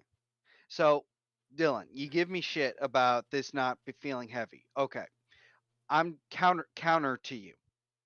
So, most people here, most of you fuckers that are watching, you're civilians. Have you guys felt 4 pounds on your head or 6 pounds or let's just say 10 My pounds? man, again. Oh damn it. You're looking at a dude who literally has most military as family, and who had an uncle who was yeah, a fire marshal. I said the civilians here, not you guys, because both of you, I'm confident, no. So both of you can shrug that shit off and not be bothered. But let's be real, the average Joe would probably whine a little bit about the weight. Meanwhile, you, me, and fucking Temp would probably not give a shit. And it's like, fuck, add 10 more, add 10 more pounds to that bitch. We don't care. Well, okay, at that point you might care, but I wouldn't, but that's because I'm a fucking psychopath. that's mean, accurate. I wouldn't be surprised to see a modification for it later on, to be similar to an actual helmet at that point, Yes. in which, okay, cool, we'll go through that route. But again, we need to get there first, and right now, I think we need to see what this does currently. Yeah. And Yeah, besides no. which, it's also Valve's own stuff, so really we don't know the battery life to the full extent yet. Yeah, And no, you need I'm- to consider something as well. Yeah, That battery life is probably assuming you're playing games on it, because this thing is essentially a Steam Deck strapped to your face. But you need to True. consider that this thing has a dongle that is very specifically, they actually said this in interviews, essentially a router that goes exclusively from your computer to the headset to act as a streaming gateway. Yes. Meaning, And- how Yep. much of the battery life is that going to take away if you're beating the shit out of your desktop with this? True, because yeah, most of the energy is being pulled from the computer. All Exactly. the headset's doing is just pulling data. Right. Bingo. That would actually be fucking awesome. So What my logic was just this. I'm that motherfucker that the moment they, release the specs to add an extended battery pack to this shit, I'm slapping that shit on. Mhm. Because, So- I and you and probably everyone else that's a psycho will do 8-hour gaming sessions and we'll be bummed out if we have to stop 4 hours in. Now, okay. I mean, this is the VR chat. This is the VR chat wet dream. The other thing that I'm more concerned about specifically is if that is in fact a router, the question becomes what's the range on it? Because I need to determine whether or not that's an actual like So LAN or if it's a PAN. let me Ooh, hold on. wait. Okay, so while you're looking at that Temp, okay, So again, I don't have near the knowledge you do, Dylan. The But what's the PAN? example of what a LAN versus PAN. LAN is a local area network. Yes, I PAN know is a that. personal area network. A personal area network is a little bit smaller. Oh, okay. Yeah, it's Yeah. usually something similar to like when you have Bluetooth to your phone. That's what I'm thinking of. So how close Okay. to the desktop do I have to be? Do I have to be Okay. in the room with it, or can I be just on the Wi-Fi? In which case, that's a completely different story. So Yeah, because I was going to say back in my day when learning Cisco, I know LAN, WAN, and MAN. so Also can. Yeah. this is And can. from, and I know Bull, you're gonna get a little upset. This is the LTT first look at the Steam frame. Stop. Hold on. See this for this PC right here? The one we're Yes. looking at right here? This is where it's being played from. Look where Linus is. Oh fuck! Yeah. So it's likely going to be LAN, which is fine. That's what I wanted to double check, is because in all honesty, that's where my concern was going to be, is if it's taking battery life. If it's using the Wi-Fi, which is likely it would, given how networks have been, it's probably not going to take a whole lot if you're pulling data from it. Yep. My better question, though, is how well do those cameras work when it comes to tracking the spacing? Because as Valve is probably keenly aware, everybody runs into walls and breaks stuff when they're on a VR headset. So I've How heard common is that? Incredibly. So Really? I'm gonna go a little bit further. Go on. That's the wrong tab. Where is it? So you'll notice here, he's all the way over that wall, meaning the computer that he's streaming to is on one end of the room and he's on the other, and he's not getting any latency problems at all. Point of order. Point of order. Hmm. Okay. I'm in a 2-story house. Okay. I unironically could grab a measuring tape right now because while his distance is impressive, how good is this thing going to be able to handle 1, 2, 3 sets of walls? So probably decent considering that the recent standard that has come out and most even like cable companies and providers are starting to put it out is Wi-Fi 6. Mhm. Wi-Fi 6 is a significant like jump up in upgrade. Oh. To give you a better idea, likely, and I hate comparing it to this, considering that like my workplace spoils the hell out of me because they're all fiber. Specifically, you're probably not going to have any real latency issues because of Wi-Fi 6. So It's going to be similar to having everything Cat 5e and fiber. we're gonna go back to the spec sheet. The Wi-Fi connectivity for the Steam frame is Wi-Fi 7. Oh. Yeah, so 5 gigahertz and 6 gigahertz VR streaming, so it's going to be running the highest bands you can, and it's a 2x2. Yep. So I think it's duplex. Okay, hang on. I gotta ask. How well can Wi-Fi 7 handle microwave? Actually better than you think. Really? Like new Bluetooth, like Bluetooth 5 is like handles microwave better. Wi-Fi 6 and Wi-Fi 7 won't have any issues. Mm-hmm. Okay. That's fucking amazing to know because Yeah. And you've got Wi-Fi 6E on it, which is 6 gigahertz. So that's probably going to be how it's going to work. And Okay, yeah, you've got Bluetooth 5.3 and a 2.4 hertz dedicated link for Steam Frame controllers. So Okay. yeah, you're running on 6 gigahertz and 2.4 gigahertz. Your 2.4 is going to be your controller, and your 6 gigahertz is going to be your actual connection to the network. Nice. And Yokai brings it up as that's well. amazing. LTT said it was equal to the Vive. Yeah. Fuck yes! Yes! Okay, look, chat, I was literally crying to fucking Temp here a few days ago because, they're gonna end of life the Vive. No, And they I said was Steam no? Steam Index, not Vive. Sorry, I'm retarded. They're gonna end of life the Steam Index, which I didn't get for obvious reasons, but I was like, bro, I'm so tempted to buy that shit. And if you're telling me this shit's gonna be on par with the Vive, okay, I might just take it on the chin and grab this and not the Vive. Cause goddamn, dude, I really wanted to buy the Index. Cause I mean, just you for still can y'all to buy the know, Index. yeah, Uh, until stock runs out.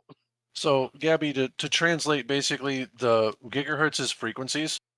Internet runs off of especially Wi-Fi radio waves. The gigahertz is going to be the frequency it runs on, similar to how you have like different frequencies for different channels on a walkie-talkie. Basically, those are the different channels that the controllers and the actual Steam frame will be using, so that they don't interfere or mess with each other. This is to Yeah. prevent any kind of weird, crazy interference or Yeah, any yeah. kind of weird what we call crosstalk, Yeah, where they yeah, will yeah. basically run into each other. Yeah, hang on, 'Kay. hang on. So let me go a step further just for Gabby to understand. Okay, so 2.4. So if you open up your phone, Gabby, and you look at the properties and shit, you've got like what? 2.4, 3G, 4G, and now 5G. Well, and 5G LTE. So what he's talking about is that this is going the next level to 6 or 7, and that way you don't have to worry about any interference. And the most interesting thing, the coolest thing is microwaves, which I'm obsessing over because, everyone has a microwave in their house. Microwave, and correct me if I'm wrong, Dilling, it interferes with 3G, 4G, and 5G, but 2.4 and 6 and 7 are not interfered with as much, right? Yes, but it's also based on the wattage of the microwave. So high wattage microwaves will do this, but it also depends on the proximity you are to the microwave in question. Microwaves basically, again, emit their own separate radiation and radio frequencies, but it is also worth noting that the more important thing is, bear in mind, Linus is doing that in a office setup. Yeah. So it's likely an office network, which is going to have extra radio frequencies And going around it. you also have to consider True. as well, and Valve did confirm this, that like the Steam controller, the Steam frame, and the Steam machines, you can have multiple in the same room, and they just don't mess with each other. Because they had multiple people Fuck! in the offices, multiple different content creators, actively testing this thing. Oh, fuck yes! So it sounds like what it's going to be is it's going to run the bands off of their own. Effectively, you're going to have a personal area network for the frame and the controllers, Yep. which is what the 2.4 gigahertz band added its own channel for. And it sounds like it's all going to be tied to explicitly. So networks assign an IP address. Think of it like a home address. They assign this address to each individual device, meaning even though they operate on the same radio frequency, because they're assigned a different home address or IP address, they're not going to talk to each other or interfere with each other. That is fucking exceptional. That is an absolutely wonderful thing because I don't know if some of you know this. Maybe you were too young for this, but back in the day when home addresses were not as common as they are now, you could do some funny shit with certain electronics because they essentially had the same frequency as other objects. And you could you could fuck with a printer or have a printer fuck with a phone call. It was wild. Linus did say Valve tested a room full of them, but they haven't tested VR cafe level loads yet. Yes. And that's going to be my more interesting point of reference, and specifically the more of the not the breaking point, uh, stress test. That's going to be the real stress test, because I Exactly. want to see how VR That- cafes do with it. That's going to be a stress test, but at the same time, and hey, maybe I'm wrong here because I'm a fucking recluse, but are VR cafes going to really be common? Like, I mean, man, net cafes exist, so it's net cafes uncommon for them exist to in be Japan and Korea, but right. They're not like uncommon in a lot of places like Korea and Asian countries. Bear in mind, Valve does also have audiences there too. Yep. They True, do true, they true. do tailor for those audiences. It is True. likely that the VR cafes won't be common here in the United States and in some Western countries. It's more likely you're probably going to see them a little bit in EU, possibly Australia, and then the other Asian countries. Not so much here because, let's be completely honest, most of ours is you're just going to buy one for yourself. And PC because we have cafes this, are still common in Asia. Yes, PC cafes are very common in Asia. Yeah, Very which- specifically, China, not China, Japan Korea, and South Korea. Japan, and South Korea. Hey, don't forget the Philippines. Yes, right, but, But- they're primarily big in Japan and South Korea. Yes, and that's the thing that bums me out because okay, boomer rage here. So an old mall I used to go to back before COVID basically murdered the only reason I went there. They actually had a thing where you could try out, VR and shit. Mhm. They did not last long. I think they lasted a month. And I'm so disappointed because, dude, I would fucking love like internet cafes and shit here in America. It's just the way Americans are, it is not a commonality. Like, we just can't wrap our brains around that. And same for VR, because I can't understand how you would do a VR cafe thing unless, and you can bully me for this, but unless it's a sex thing. So I can tell you why you wouldn't be able to do a VR cafe thing in the United States, and I can tell you that from just two specific hobbies, or rather one specific hobby, Uh-huh. and that is TCG. Yep. So Wait, what? Trading card so games? yes, dude, my man, have you ever been to a local card shop that does like Magic tournaments or like Yu-Gi-Oh tournaments? One, and they were stinky, so I didn't stick around. My man. Now think about that with a bunch of gamers that sweat profusely. In VR. Yeah, there you go. Ah! Now you understand. The difference is in a lot of Asian countries and like Australia and EU, there's at least somewhat of a level of hygiene, a little less on the EU, but more or less in Asian countries, it is expected to be really respectful to people and also, practice good hygiene. Asian also being countries quiet. are very big about hygiene. Can we just I don't know how far I would need to go. Would I need to be the president to executive order that it is legally allowed to have a sign outside of your establishment saying if you fucking smell, we'll beat you with a soap sock? Rage, not the beating with the soap sock thing. It's literally the right to refuse service to anyone, which is respected in across the board for most legal laws in every state. You don't need an executive order for that. Furthermore, the beat with the sock thing is an overreach on your powers. Don't do that. Look, I'm just saying, who here in chat would oppose me if I said it was legally allowed to beat a motherfucker with a soap sock? Press 1 if you agree with me, press 2 if no. So Continue, guys. let's actually get back into the thing because there's Yes. almost 3 minutes left of this. Yep, Steam go Frame on. controllers, included with the headset, are designed with all the inputs you need for your VR titles, like motion controls and capacitive tracking for all your fingers, as well as a split gamepad layout to work with your whole Steam library. They even feature the same magnetic thumbsticks as Steam Controller for responsiveness and longevity. So Okay, pause. I gotta go take a leak. I do want to talk about that though. BRB, go yap. Anyway, tell them about per capita bull. Car shops have started kicking people out if they haven't showered. Yes, they have, which is good. yes. Well, that's kind of the thing that we're running into now. Is that like, legitimately, I run into it with my local card shops where you've got people that just like the stench just kills me, dude. I cannot actually play at my local card shop because of that. I love them. They are fantastic to get a ton of cards from. I buy way too much from them, but I cannot stand some of their audience. Yep. That being said, I understand. With that being said, I am intrigued to see that they have the magnetic controllers for this. I've noticed that the board seems to be kind of similar between the Steam controller and like the ones for the Steam frame. So yes. that is kind of my interesting point on that one. So it's like, okay, we get that. And it looks like it's got the Xbox layout of buttons, which seems to be the does. running staple for most of PC.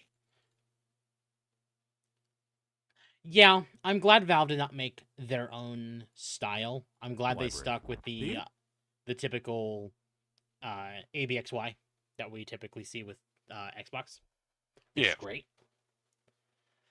I'm not gonna get shit on Sony for doing this. Nintendo, on the other hand, Hey, I'm back. So, okay. With the headset, First thing, are first designed with important all the inputs point you of need order. for your VR titles, like Um, motion controls. Fingers, Oh, yeah. you're just No. playing? Okay. well, no, feature- I'm getting back to this. He's getting to the point that you were at. Yeah, because I wanted to talk about those joysticks. Because the main joysticks, it's it's a manual thing, right? That over time gets stripped. Whereas I wish I could remember the name. Do these guys have the what's it called? The magnetic thing. I can't Yes, remember. these are the magnetic these ones. are essentially Hall effect sticks. Yes. Holofax, is that the fucking name? So these are actually TMR, which is Hall Effect sticks on steroids. Okay, because I was gonna say, yeah, I know that the cheap thing is what's the base thing called? Like, help me, I literally Potentiometer. can't remember. Potentiometer. Okay, and these ones are Holofax, which are the better thing, but way more costly. The- Now, Actually, yeah, no. really They're actually cheaper to go with now. cheaper than fucking potentiometer? Yes. Yep. Get the fuck out of here. In fact, that is one of the common theories with such controllers like Xbox, PlayStation, and Nintendo, is they actually use potentiometer because it charges more, so they can charge more for the controller, and because they're using potentiometer, which means they have a much higher chance at drifting, they can get people to buy these controllers more commonly. Yes, and also it's a thing that's like, because of the potentiometer, most of that problem ends up being they wear. Yep. It's like they wear like a groove. That's where you get the drift in. Switch is famous for it with their stick drift, and it's a small sheet of metal that you're able to put in. Again, you have to basically mount the controller to fix that. Mhm. However, with the magnetic, it's magnetic, and you really can't break magnetic, so they tend to last quite a bit longer. Yeah. Now that does not mean they're immune to stick drift. They're not, but Okay. it is highly unlikely they will drift. Well, no, they will eventually break, is the short answer. The point being is that these will last at least a bit longer. Think of it like the old controllers are the ones with the potentiometer as a computer hard disk drive that has the physical disks in Mhm. it that Mhm. spin. And Yep. think of these Halifax as the SSDs, which Yeah. will last significantly longer and are faster. Yep. That's a great Okay. example, actually. That's fucking okay. And Because so yeah, right the- now, guys, if you can hear, I have my original Steam fucking controller. yeah, I have mine So- too. I have mine in its box still. Dude, fuck yes. But the reason I pulled it out is just because I don't know if this has Holofax or No. potentiometer. No. So here's the weird timeline with that. The last main system controller that used Hall Effect sticks was the Dreamcast controller. Get the fuck out of here. No, That sounds about right, it actually. was the Dreamcast controller, and then when the Dreamcast died, every controller since then went to potentiometer. God damn. It is only, in fact, it is Nintendo's fault that we're going back to Hall Effect sticks. Okay, so just because I and the other layman's in chat. So, okay. Holofax, potentiometer, and what's the other thing? TMR. TMR. So what's the timeline with that? Because again, I only know potentiometer. I've So never heard of TMR is Hol- actually fairly recent, but it is essentially Okay. just an upgraded version of the Hall Effect sticks. Okay, and They're supposed to but be smoother. If you have, I don't know if either of you have the more like current 8-bit do controllers. I do not, sadly. By the way, FYI, I'm getting some bleed through on you, Temp. You might be hearing that from Dylan. Probably. I don't know where I'm getting it from. 'Cause- Oh no, that's me. That's me. I had your stream unmuted. That would do it. Okay. Lol. The reason I say that is because I bought the 8-bit do Ultimate 2 controller. This has TMR sticks, and it's very smooth. Like, I don't feel any give. It's just smooth. And Okay. it just pops back in the middle. And you're saying that Holofax is magnetic base, where Yes. potentiometer is metal base? So potentiometers, what they do. Let me see if I can bring up hold on. Sure. You know, let's go into the nitty gritty, just for autists that want to know, so they can feel smarter, and so I can understand.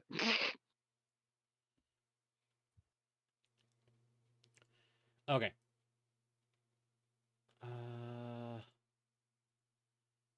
Thank you, Amazon. I need this image. Also, while you're doing this, I just want to say, listen, guys, you really missed out when you didn't get a Steam Deck controller or a Steam controller, because it really does feel natural once you get used to it. Like, it only having one joystick seems weird, but at least for me, it it feels so nice because you can really modify that sensitivity. So if you want to do, circle quarterbacks and shit for fighting games, that shit fucking slaps so goddamn hard with this controller.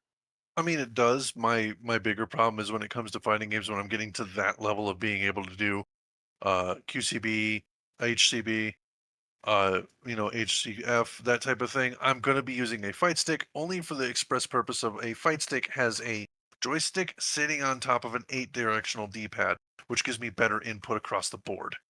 True. I So, don't know. I love this thing. so this is a potentiometer stick. Okay, yeah, that's a potentiometer. This is a Hall effect. Okay, that's a Hall effect. So you'll see here how like kind of in here, and we'll zoom in on this a little bit more. Okay. You see how that plastic grind is grinding against like the inner The inner plastic. the Yeah. inner Yeah, plastic. you've got it along the axes, and that's where you're going to start see it with wear and tear on the use. Exactly. Whereas Okay. here they're actually a this bit is- farther away because they're magnets. Okay, and this is potentiometer. No, this one is Hall effect. This one is This is Hall potentiometer. effect. This is potentiometer. The other one is Hall effect. Okay, Correct. I wanted to Right. make sure we verbally said that so we could actually explain it to chat. Yes. Okay, that's interesting. I love So, that. I And want to this make thing it. does not wear out as much as a potentiometer. No, it does not. It will, just nowhere near will. as fast. Damn. Now, they have made it very clear, Valve, that is, that both the new Steam controller and the new Steam frame controllers both use TMR sticks. They use TMR, so they're using the next level. Yes. Yes. Okay, and just again for Otis, how good is HXMR? Sorry, say it again. TMR. Hall effects? TMR. How good is TMR compared to Hall effects and So, potentiometer? TMR is essentially just Hall effect sticks, but more fluid, if that makes sense. It's also worth noting that when we're talking about the stuff grinding, that outside circular border, so not the little sticks you see, the little white plastic sticks, it is that circular border that thing is indented into. Yep. That is what wears out, and that's what causes the drift, Mhm. because the stick settles into a groove that has been worn in. Exactly. So you'll see here, it does not have that bit here on the potentiometer, so that is gonna grind away the more you flick that stick back and forth. That's just gonna grind. Okay. Whereas here, and the you TMR notice the indents here. Yeah. Like these top grooves here, that's Mhm. perfectly fitting with those top and bottom grooves. Whereas the side ones, there's enough room there where they're not going to grind. Okay. And do we have a picture of a TMR? I can see if I can find one. Because I think, verbally explaining and exemplifying the difference here really explains to people, okay, this is why it costs this. Because think about it Okay. this way, guys. Huh. Fuck. This is a Sorry. TMR. Okay, this is a TMR. There is almost no fundamental difference between Hall effect and TMR. What the fuck? Okay. TMR is just a more stiff, but still just as functional version of Hall effect. It is basically more capable of doing what Hall effect does. Okay, So- so go on. You first. Well, I was then gonna I'll say, rant. so Yokai's not wrong. The difference is partially the Yes, the yeah. magnets. But Yeah, the magnet strength. let's, if we're looking at the TMR versus the Hall effects, the TMR is slightly better machined, and you can tell because of the just slight, and you're talking like millimeter differences Mhm. of the Micron. actual, of actual. You can see how it's slightly bigger on the Hall effects, and then you get to the TMR, and it's slightly smaller. Yep. So it's been machined just a little bit better. Mhm. Yeah, you're Dylan dude, is absolutely he's fucking correct. right. He's fucking right. So God this is what is in Where is it? This. This is a TMR. Because Valve, in their wonderful difference, or in their wonderful expertise here, is they don't want people to pull a Nintendo, to pull a Sony, to pull a Microsoft. And it's like, oh, well, my thing just died on me. I guess I have to go buy another one. Because Valve has already said they want to work with iFixit to have repairability be continued to be as good as it is on the Steam Deck with the other 3 products. And That this is is where they're going fucking with the. amazing. This is where they're going again with the soft market power that we were discussing earlier, with things like let's let companies do third-party collaborations. Yep. At this point, putting it into the hands of the consumer is now going to, one, empower the consumer, but two, this is where we're going to see probably the march change in the VR market should this take off. Yep. Yeah, because this literally means that where all the other motherfuckers are brain dead Apple zombies that can't fucking think for themselves, having it be to where you can go to iFixit or wherever the fuck else, some third party, and they can just work on your shit. This empowers you to actually figure things out, open up your goddamn controller or your own Valve headset and be like, I can confidently open this up and there's not going to be something in there that's a booby trap to absolutely fuck me. Mhm. Well, Because so what you're yeah. harping on actually is, okay, so a lot of companies, a lot of computer and tech companies have been going black box. And what that Yep. means is basically your phone, your PC, whatever, is just an obelisk effectively that's only talked to by the magical tech priests that work at Lenovo, HP, Asus, whoever the hell you have. And I actually need to go a little further, Rage. iFixit is not a like third-party group. iFixit is a website you can go to do things like order tools. They have guides. They give True. tools to do this. This is all basically put into the power of the consumer. It's no longer really third party. It's all in your hands. You can go to a third party or someone that's got these tools or affords it and does it. They Who will literally have charge you like a guides fee. here. Like, what do you need to But fix? yeah. Mac, phone, console, laptop, appliances, Wait. cars and trucks, medical devices. Yep. Hang That on, is- hang on. Okay, because again, I didn't actually know this about iFixit. Sorry, I'm a little sloshed. I if you can didn't hear know. that. Yep. I know. I love you too, guys. So, does Louis Rossman work with iFixit?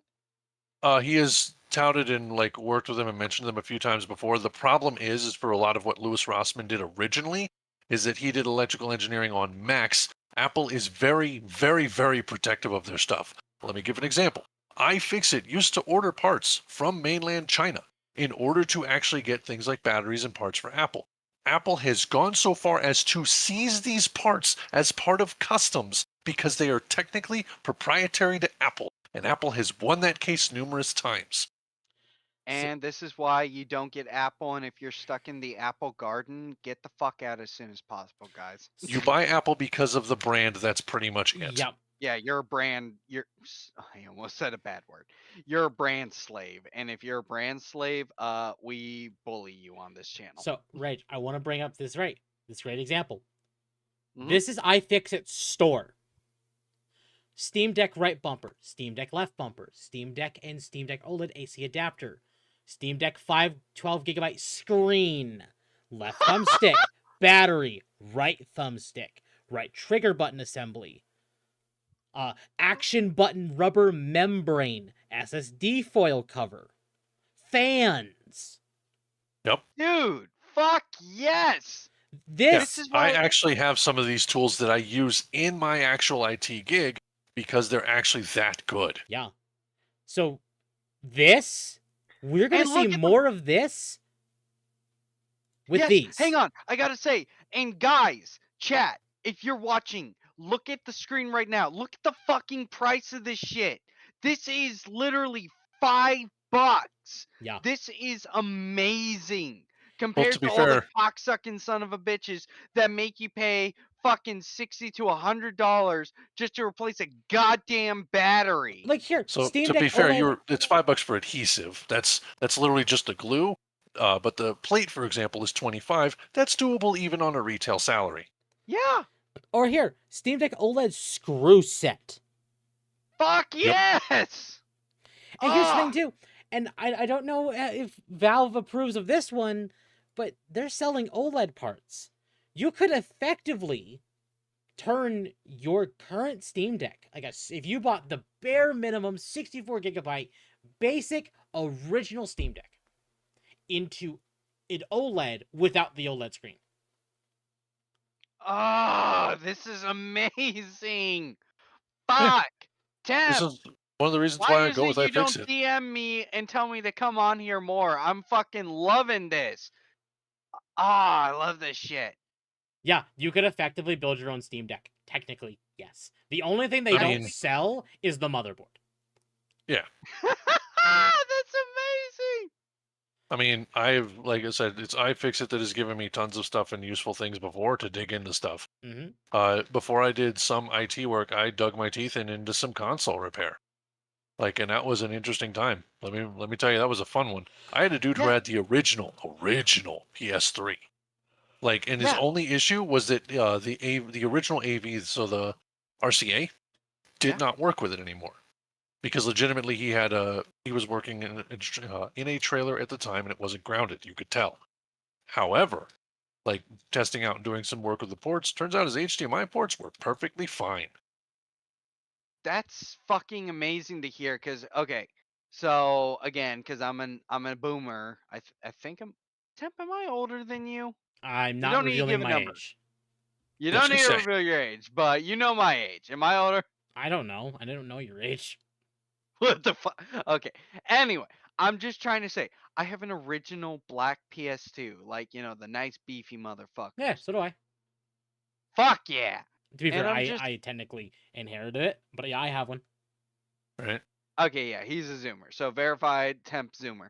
Um, I'm just trying to say if iFixit allows you to fix all this shit, you guys need to fucking look into iFixit more.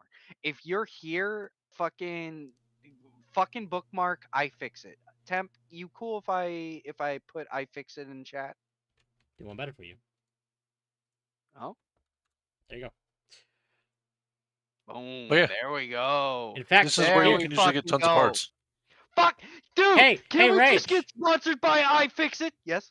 I mean, you could talk to him about it. PS4 Pro motherboard, PS4 Pro Yep. motherboard, PS4 Yeah. Slim fan, Vita Yeah. Slim battery. I honestly, what I would love to do at some point, and this is going to be like a stupid idea for me, as dumb as this sounds, because if you can find one that has all the parts to test the true metal of iFixit, what we should do at some point. This is a crazy idea, assuming we even get a yes and not a complete what the hell's wrong with you. Why not buy all of the parts separate and then build the console Yeah, you from could do all that. of the parts? I'm literally sending an email to iFixit right fucking now. Fuck it. Fuck you, temp. You're going to get sponsored by them. Fuck you. Suck my cock. I can't even receive money yet, Bull. Just gonna say, Yeah, man, well, too bad. Fuck you. I'm going to talk to them and I'm going to say, hey, sponsor this fucking dog or I'm going to go bomb your headquarters Oh, don't do I that. have a Don't do yeah, that. I have In a Minecraft. requirement, Rage. in my. Rage, I have a requirement. Yes. You be sober when you send that email, please. Sorry, but my phone is already in my hands and you can't stop my Hey. fingers. Hey, Bull. By the way, Yes. I want to. Oh. Yes. Anyway. TMRs, baby. PS4 DualShock 4 controller, Goalie Kit, TMR joysticks. Yeah! Fuck yeah! Oh, I love this. I want Fucking to where- bring up the point that we have really gone off topic. We Yeah, I'm have, aware. but this whole thing, for those of you that are like, oh, they're not on topic. Right to repair is the core of this. The fact is that Linus and fucking Steam is saying, hey, you can fucking work on your own shit. And that's what you should and take that's away the thing from too. this. Is like, yeah, I've said it before. It's like Linus has had his issues. I will never deny that he's not had his issues. But Yeah, I know. he's right a lot of the time. Yes, he Well, is. The I'm just a petty asshole. the core of what Valve wants you to do is to own what you buy. Yes. And that's where we're at. Now, my thing being is that we have seen where we're at with the joysticks. Can we go a little bit further on the, yes. like, because we we've got can. haptic controls, we have motion, We have the joysticks. What else do we have in the controllers for the Steam Frame? Feature the same magnetic thumbsticks Oh as my Steam God. controller Ow. for responsiveness and longevity. Steam Frame also pairs seamlessly with the new Steam controller, a great companion for playing non-VR games. I want to bring up this because I don't think either of you two realize they're playing Hades 2 on the VR headset, which isn't a VR game. Yeah, that was my Dude! next question. So, is it going to be like? Do they have the ability to do it like Apple Vision, wherein you can do stuff similar to how you just have it broadcast there, similar to a screen, like a browser screen you'd be looking at? That was my next question. Is Yes. if it's standalone, can you use it like Apple Vision? Yes. By the way, I just want to So, Sorry. brings my next question. I- Does that then mean this would be it probably already is in there, but theoretically, Steam Overlay, I could look up a guide literally on the same point Yes, in you time while could. I'm doing the game. So I also just sorry, Tim, I don't mean to step on you. I just want to say, so again, I'm looking at iFixit up on my phone. Scroll all the way to the bottom. Repair is noble. Fuck yeah, that is one fuck of a good tagline. Hell to the yes. Cheers to iFixit. Let them know. Lucky EN loves iFixit. Even if you fuckers aren't sponsoring us right now, fuck yeah! I mean, I want to clarify. Bull is drunk. I want to clarify as well at this point, like, we very much enjoy iFixit. I will openly state that, yes, I do use some of it in my other job. Oh, so do I. I honestly, from what I've seen, it'd be cool to do stuff from iFixit, but I mean, I hell, would like to do, like I said, build a console from just parts and see how well that does. If that is done well with iFixit, that is what my main draw is going to be. Now, granted, absolutely. again, it's my crazy thought. I would love to do that sometime. I just don't know when that's going to be. Like a great example. My That's why I'm finding their email right now and I'm gonna DM them and tell them to sponsor you. my Switch, because I have like one of the first Switches that like first model Switches. Its battery started bulging last year. It might have God. even been early this year. And you know what I did? I bought a battery from iFixit. I took apart my Switch and I replaced it with one of their batteries, and it's no longer bulging. Let's fucking go. Fuck yeah. Also, I just want to say, fuck you, Toyota. You fucking cunts. Fucking eat my goddamn ass. iFixit is better than you. And you sons of bitches need to actually clean up your fucking image if you want to actually be respected. Fucking eco my ass. $2,400 for a goddamn high volt battery. Go fuck yourself. Anyway, Rage was a little upset at the car repair, in case you weren't aware. so Hang on.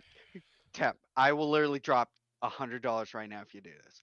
I promise you, I will do it. Can you go to iFixit website, go to the car section, and look up 2000? I don't know where you drop $100. Again, I can't accept money. I will PayPal it to you. With what? I don't have one. What do you mean? Oh my god, we're going to be in this again. Anyway, here. I will oblige Bull though.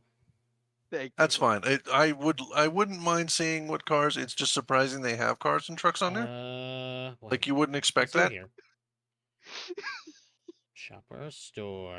He just didn't have fucking PayPal. I guess I'll Cash App him or Venmo him. Fuck it. If need be, I'm literally gonna send Temp $100 via mail. Razor parts, outdoor power and equipment tools. Ejector parts. That's a surprise. That's very Razor surprising. parts. What the No, fuck? that's actually not surprising. Razor products are insane. The Razor blade is a whole other mess. I will openly admit they've got the hardware in them, but who boy do they put out heat? Like, yeah, man. wait, where's the part? Yeah, car and truck. There you go. Okay. Okay, Prius. You want Prius? Control F, Prius. Prius isn't here.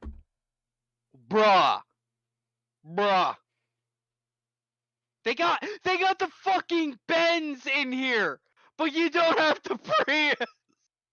They got the Oldsmobile. Well, yeah, the Oldsmobile was like one of the easier ones to repair, dude. It was? Yeah, dude, bro. GM had a lot of stuff. Like, my man, I had an 02 Buick LeSabre that I was able to tear the doors off of and replace like the window actuators on. Damn. Like I Okay, straight up tore that off completely and did There's so much fucking repair. Toyota. There's Toyota right there. So that says at least Toyota. Paso, Celia, Corolla, Funky, Hey, look. Eco, Prius. Okay. There we go. Okay, there we go. It is here. 2003, 2009. Click, click, click.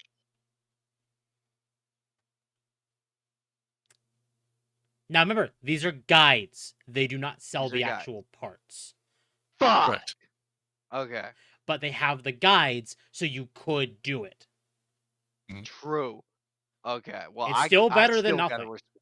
That's still better than nothing, and that is goddamn respectable. Yes, Magma, I'm still Fuck. up. We have deviated so many times because of Bull. Yep. Look, I'm literally gonna pay Magma $100. Or Oh, I just Bull, realized Bull. $100 on Steam. I can do that. Yeah, you could just do 100 on Steam. I can accept that. Yeah. Anyway. Anyway, I'm gonna back to throw this thing $100 that right we've been now. here for a while at. So the Steam frame does allow you to play VR and non-VR games, and you want to know why, Bull? Yes. Why? Proton. Yeah, that sounds about right. Proton Experimental is unique So and superior. because it is using an ARM CPU. Not only are we getting ARM support on Linux, we're getting VR support on Linux, and Proton is allowing you to use x86 and x64 games as well on ARM. Fuck yes, dude. That is fucking amazing. So you will literally be able to play VR and non-VR games on the headset. Ah.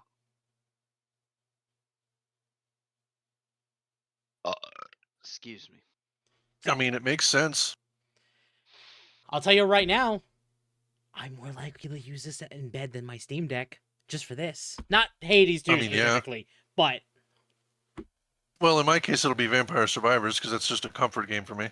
like if I wanted to work on a game, like I could just grab my Steam controller because I intend on getting one of those with the Steam frame and just go. Also, all I'm saying is this is both a good and a bad thing. It's a good thing because we can do things with convenience of stuff. It is, however, a bad thing because if you think about it, there's a lot of particular kind of games that are on Steam. Oh, goddamn! Shut up! Oh, Shut the fuck no, you! Bull, Fuck you you. know that people will use the Steam frame for that. 100%. You can't even deny it. Listen. Okay, fuck it. Okay, you guys wanna hear this? Okay. Oh Lord. I had my fucking headset, and I got invited to those areas of VR chat, right? Okay. And I don't know why. I guess it's the autistic charm. I had some people propositioning me and shit.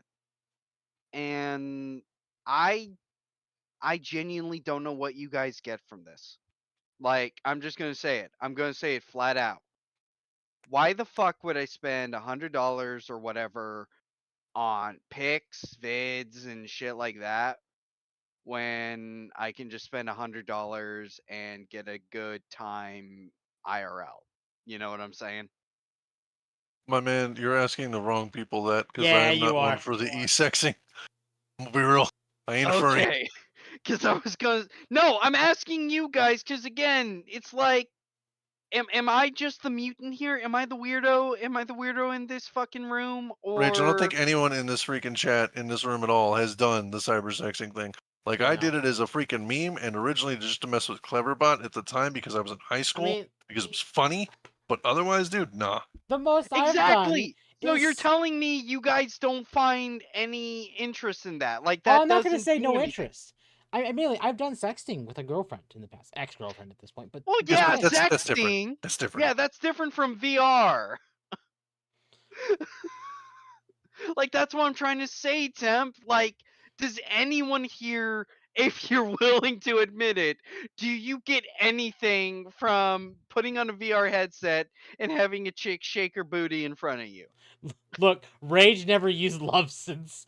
I'm gonna leave that one alone because Z pretty much hit the nail on the head there. Like it is, like as a side tangent, really quick, it is alarming how much stuff I have seen that supposedly is touts being compatible with that, like that brand specifically. I'm just Yeah. like, this is concerning. It's very concerning. Oh, and Okay, good to know, Gabby. God damn. No, that's that. Okay, that's a different subject that we're not going to get into Okay. because I'm gonna be honest, it's a whole different can of worms. I also We're not touching that. I want to kind of add on to this because Bull freaked out earlier. Hey, Bull, remember the VR headset, the Valve Index? Yeah. I want you to read what's highlighted here. Okay, give me a sec. Let me alt tab. Compatible with Valve Index or HTC Vive controllers plus base station. The Valve Index headset is compatible with controllers featuring support for Steam VR tracking, including Valve Index controllers, HTC Vive wands, HTC Vive Pro wands. The Valve Index headset can be used with any base station featuring for Steam VR tracking, including Valve Index base station, HTC Vive base stations, and HTC Vive Pro base station. Wait, so you're telling me I can use my You could just HTC buy Vive this Pro- headset and use your HTC Vive shit. Let's fucking go! I'm deaf now.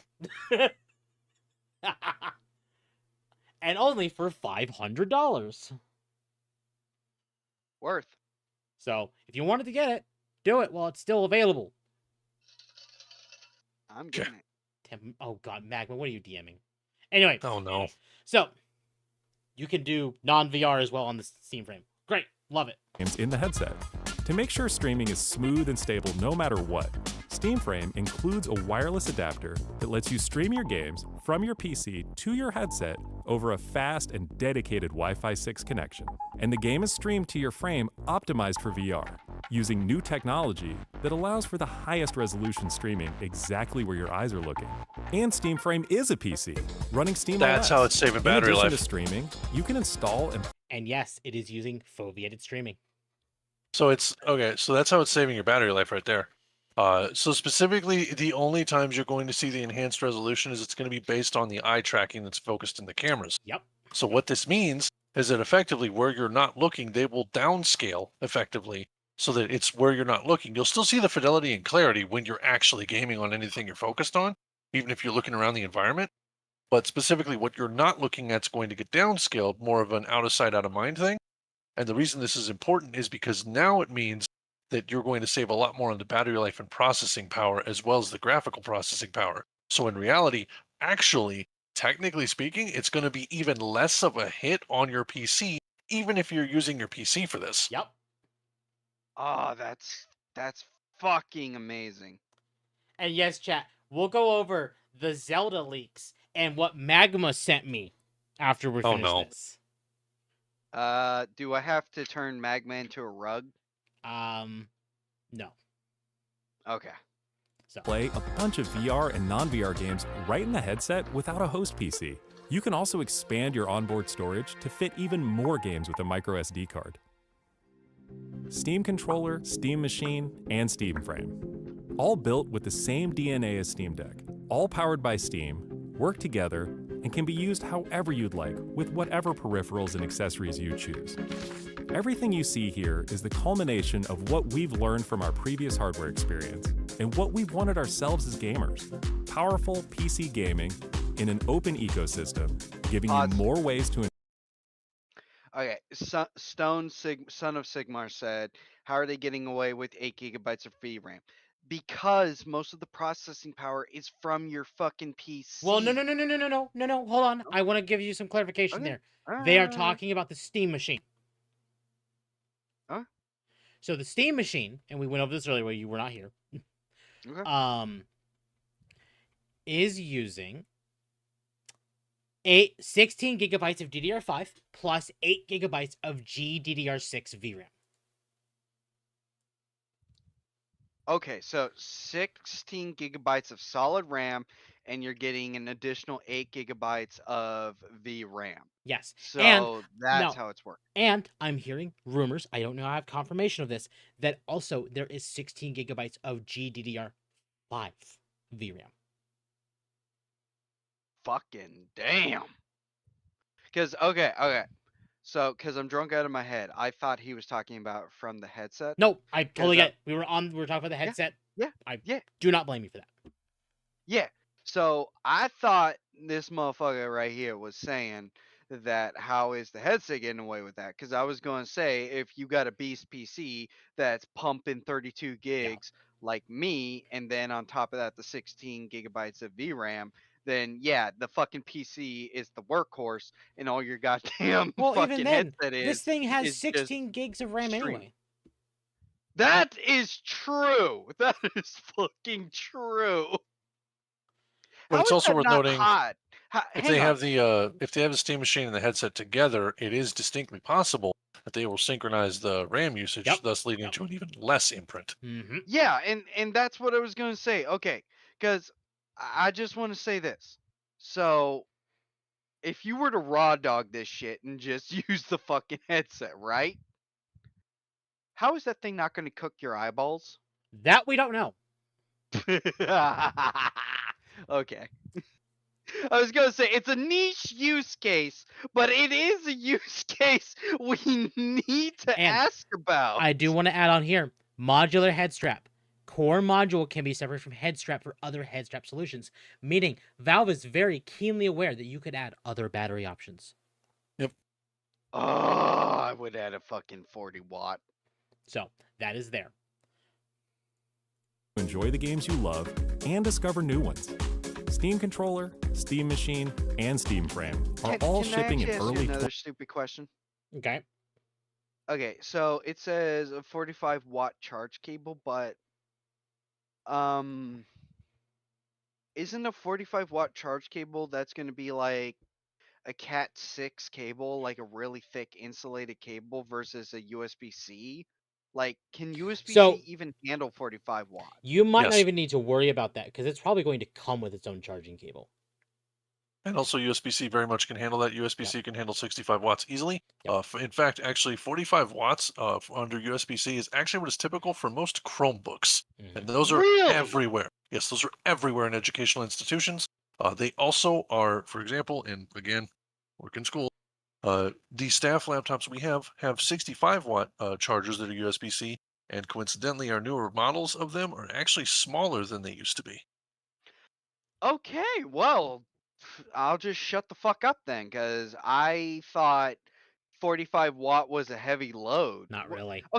Okay, you know what? I'm just gonna ask, what is a heavy load in modern times? Because I thought 45 watt was a heavy load. What's a heavy load in modern times? Oh, what uses any a lot? I don't know what the think- current consoles run because I don't mess with any of the current consoles. Exactly, but I think Dylan could probably answer that. Like, Let me see what- here. Yeah, so the highest, we're just going to start with the USB-C. Okay. The latest USB-C, this is again a search assist here, so take it with a grain of salt. USB-C can deliver up to 240 watts of power at the latest USB power delivery specification, which is like up to date, which is significantly increases the power output compared to the previous limit, which was 100 watts. 200 watts is 240 low. watts. 240 watts is low in modern time. Now, again, it's worth noting that's with the maximum up-to-date type of thing. 240 watts is still pretty beefy for what it's able to do, and that's just a singular USB-C. Sweet. Now, if we're looking at Jesus. consoles, it's probably going to be closer to 500 to 600 watts is what they're pulled, but those are also direct AC. Sweet Christmas. This shows you guys how old I am, because I thought that 35 watts would be reaching an upper limit. No, not anymore. Good. Okay. Here we are. Okay, so looking hang at on, hang on. Xbox alone, Yeah. Xbox One, Xbox One S, and Xbox One X, the One uses around 70 to 120 watts. The Xbox One S uses about 35 to 90, and the Xbox One X uses 65 to 180. How about Series X and S? Because I that's believe the that's actually the series. Let me take a look here.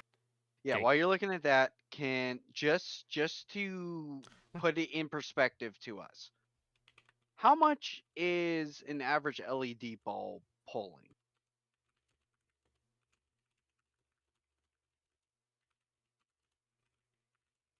uh Also, hang on, while you guys are doing it, hey, chat! I'm not seeing a lot of likes on Temp's stream.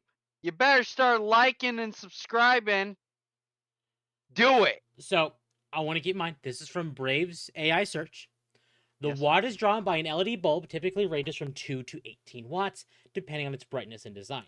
For example, a bulb labeled as 60 watt equivalent usually consumes around about 9 watts of power, providing similar brightness to a traditional 60 watt incandescent bulb while using significantly less energy. The actual power draw in watts is the key factor for electrical safety and circuit capacity, not the equivalent wattage listed for brightness. Comparison: most standard LED bulbs used in homes fall within the 5 watt to 20 watt range, with common replacements for 60 watts incandescent bulbs using around 8 to 10 watts.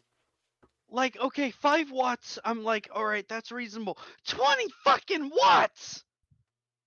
20 watts! Jesus! Yep.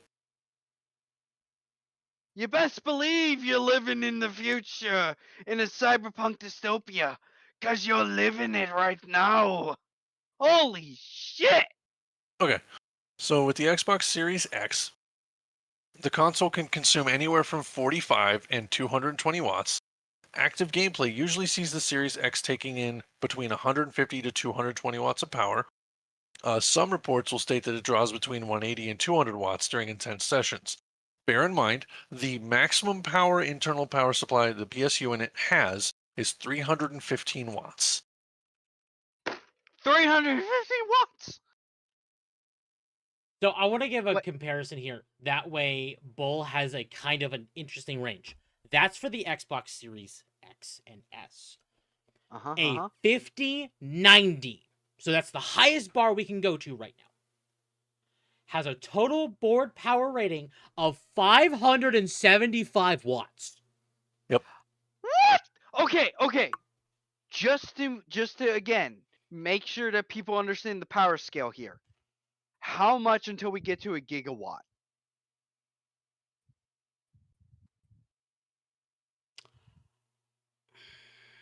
So if we're going to gigawatts, man, you're gonna want to. So take that 515 power watt draw. Yeah. Double that. That's only double? Two 5090s. Yeah. Only double to get a gigawatt. Yeah. And here's the thing, that's not even the highest. This continues on saying, which represents its maximum power draw under load. Independent testing has shown that the card's average power consumption during intensive workloads, such as running Cyberpunk 2077 in 4K, reaches approximately 559 watts.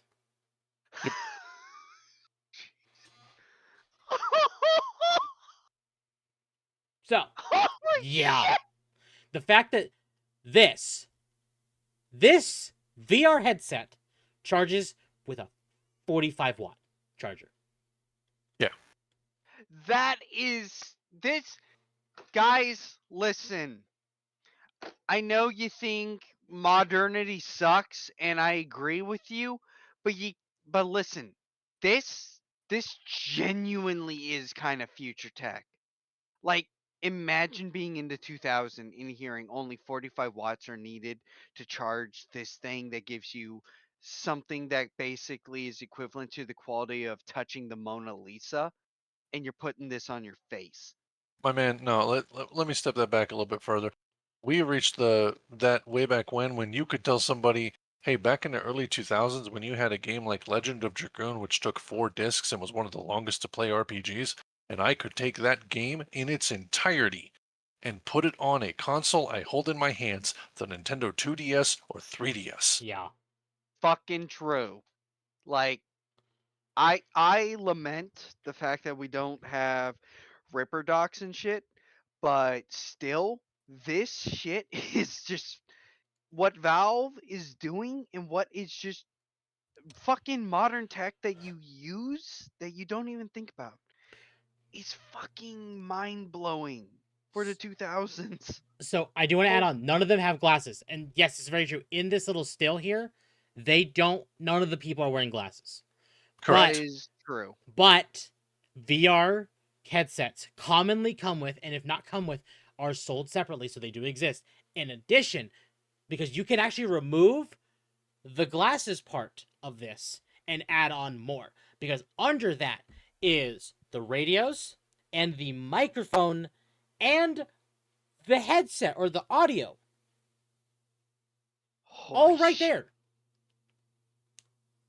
So you That- can remove that and add on to it. Because as they said, there's a spot right on that, like the nose arch part, that you can add add-ons to. People are even joking about adding a smell add-on. A smell-o-vision. Exactly. So you can pull that off. You can add additions to this as the parts come out. That is amazing. God damn. They said they have a glasses adapter and are looking into prescription lenses. They did say that, yes. I'm actually happy with that because, okay, I have to wear glasses. I am nearsighted, and yet I can shoot at 100 yards and still hit a bullseye. My man, a But scope can be good enough that you can shoot. That doesn't really matter. no, iron sights. Yeah, Iron sights without glasses. I'm aware. I mean, you just have to have one decent eye. My man, I am blind in one eye. Okay, fucker, you want to go on a shooting range and we can see without glasses who can fucking hit the farthest? I mean, sure, go ahead. I usually favor my right eye anyway because I can't see out my left. Let's fucking go! But what I'm trying to get at is I honestly feel like I could probably comfortably put these on even with my glasses and still modify it to my specs. I love this shit. Like I said, chat, earlier in this video, I'm going to fucking buy this shit. The moment it comes out, I'm getting everything. Fuck it. Fuck it. We're going all in. So let's actually finish this. Yes, let's finish. 2026. Learn more at steampowered.com/hardware. In fact, I think, yeah, that's actually it. Never mind. Technically, we finished Let's it. finish this. That's And fine. there was nothing. So yeah, that YouTube, you need to work. So yeah, that's what Valve has cooking. Bull, did you see the new Steam controller? Yeah, the one that has the two joysticks and shit. Yes. Yeah, I saw that and I was really excited because again, I am an original fucking owner and I'm so pumped. Like that shit. On God, like I said, I'm gonna buy all of these because Valve has genuinely earned that respect for me. And I love that fucking charger is amazing. Because again, the original one, for those of you who don't know, because you were poor or Tumblr tots, it takes a micro USB, which is fucking dog shit. Because in case those of you who don't know, micro USB is shit, and it will over time tear the guts out of whatever thing you're plugging it into. Whereas this, that's USB-C and magnet. That's a magnet, right? Yes. I Yes. don't know what the word is. Magnet chargeable? Yes. So the event says here, it's also a charging station connected to your controller magnetically. Yeah.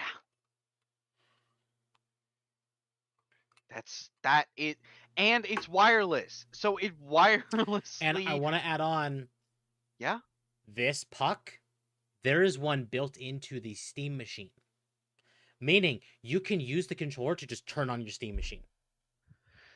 That is ingenious. Why? Why is it Steam is the only one actually bringing us the future we want? You know what? At this fucking point, chat, look, fuck you. You can bitch about me and bully me for being drunk. At this point, I might as well go to Gabe Newell him fucking self and say, "Hey Gabe, here are the schematics for a hydrogen powered car. Let's go and do this and let's expand into the car market." Fuck it. Like, why would I talk to Microsoft or anyone else? So yes, it has the same trackpads from the Steam Deck. If you like those, that's here.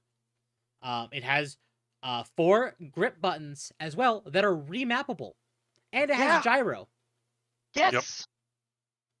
And I can tell you, again, being a OG Steam Control user, I fuck with that because the fact that I could turn the right bumper into a 2-step process, it made certain actions when playing games so fucking easy. Like, instead of having to do some stupid ass, 3-button combo, instead click once to grab, initiate the assassination, then push in just to finish them off. Fuck, that feels so goddamn good. Ugh. All right. So we have some other stuff. Obviously, again, chat. We're gonna talk about all of this on Dogwave on Sunday. So this is just because I wanted to do this because I'm nerding out here. Yes. You see, you right now, you all are the early adopters. You are all the people that get the early access to know the behind the scenes footage. So that way you can go and talk to your friends and be the big brains. Whereas other peasants, they're only going to hear this after the fact. So that means you can lord your superiority over them. Something like that. So thank you, Magma, for this. Fallout New Vegas remaster casually confirmed by Insider. Oh, dear. No. No. Again, there's not really much to say there, but I was informed of this. I don't know if I should be showing this, but we're gonna show Do it it. anyway. And if I have to cut it out of the stream, I will cut it out. Fucking do it. I mean, go for it.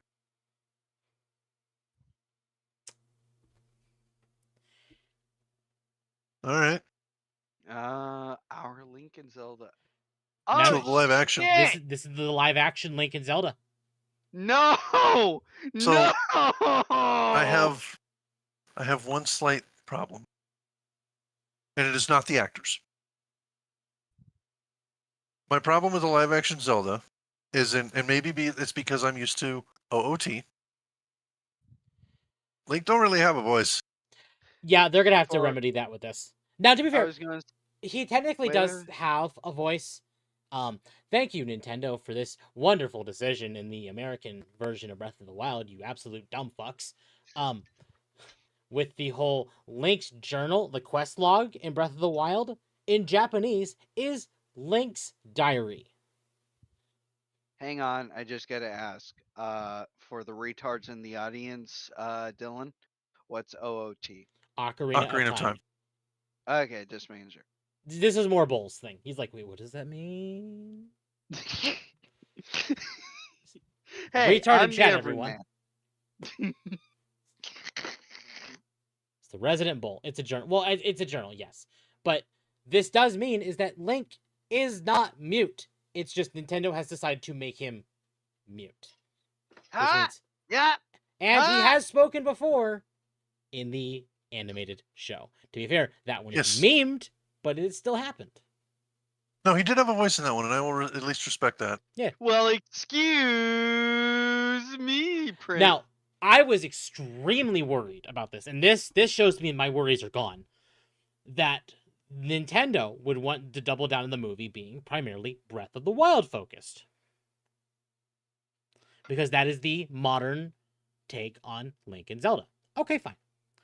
So, they're leaning into the Breath of the Wild theming with Zelda because of the blue dress. Okay, fine. But they're going back to the green tunic for Link. I mean, they kind of have to be fair. They don't actually What have else? to because they could have easily done the blue tunic from Breath of the Wild.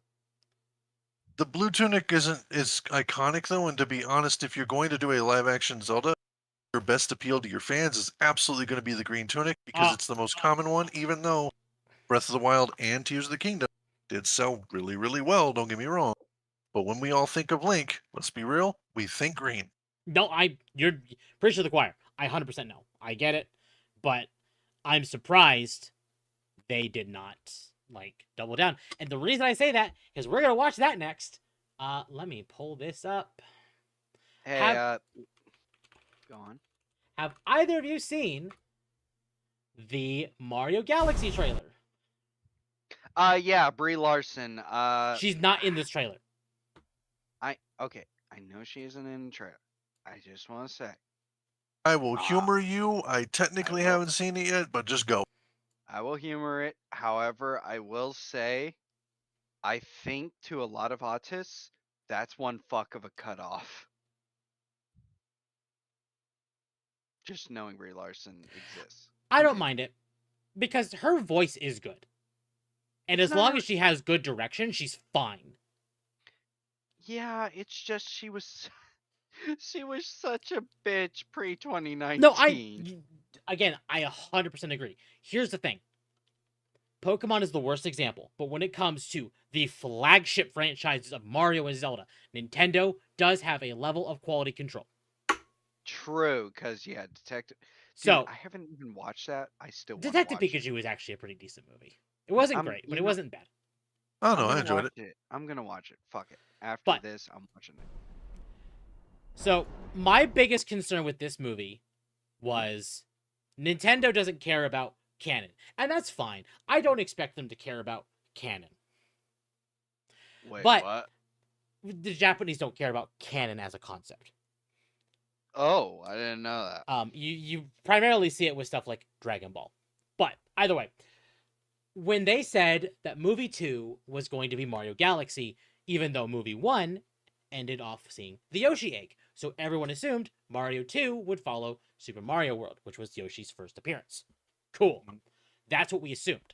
But instead, they jumped the shark from Mario just exists in the Mushroom Kingdom now after the whole... Because he lived in New York, he exists in the Mushroom Kingdom now, he stopped Bowser. Great. They've jumped the shark to space. Okay, so we're just... Jesus! It's like jumping from Sonic 1, where Sonic first meets Eggman and stops him, and jumping to Sonic 3, where he's turning Super Sonic with Shadow and fighting the Space Colony arc. That's what that kind of jumping the shark is. True. Hey, I do want to ask you, do you think they're going to do a Shadow movie? Yes. So they have I Am All of Me? Yes. Okay. Anyway, I heard apparently I Am All of Me made it into the Sonic 3 movie. Where did he make it? I watched it. It's Where? an instrumental during Shadow's early appearances. Fuck! Dude, Anyway. I didn't even notice. Okay, go on. Okay,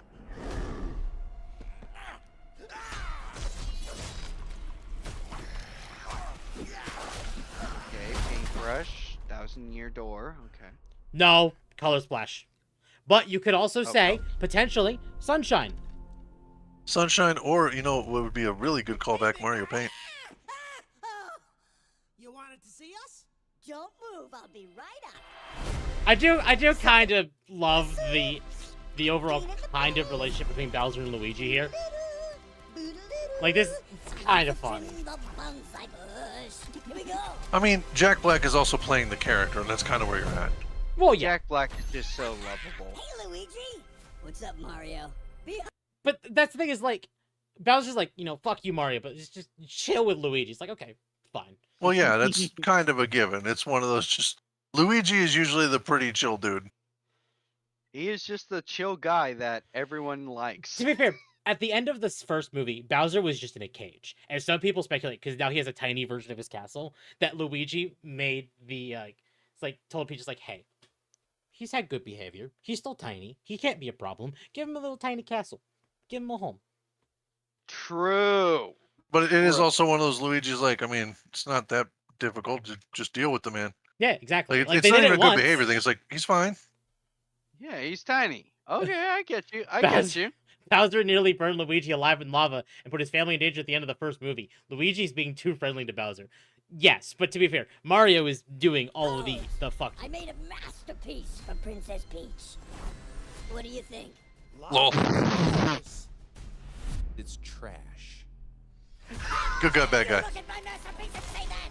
I'll burn the skin off your bones! See, Fucking Chad. they actually kind of made that look like his anger was actually making him grow big again. Yeah. Yeah, true. Wow.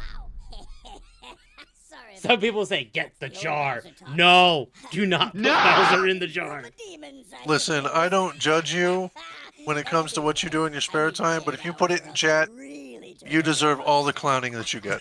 You deserve the judgment. Oh god, it closed on his tail.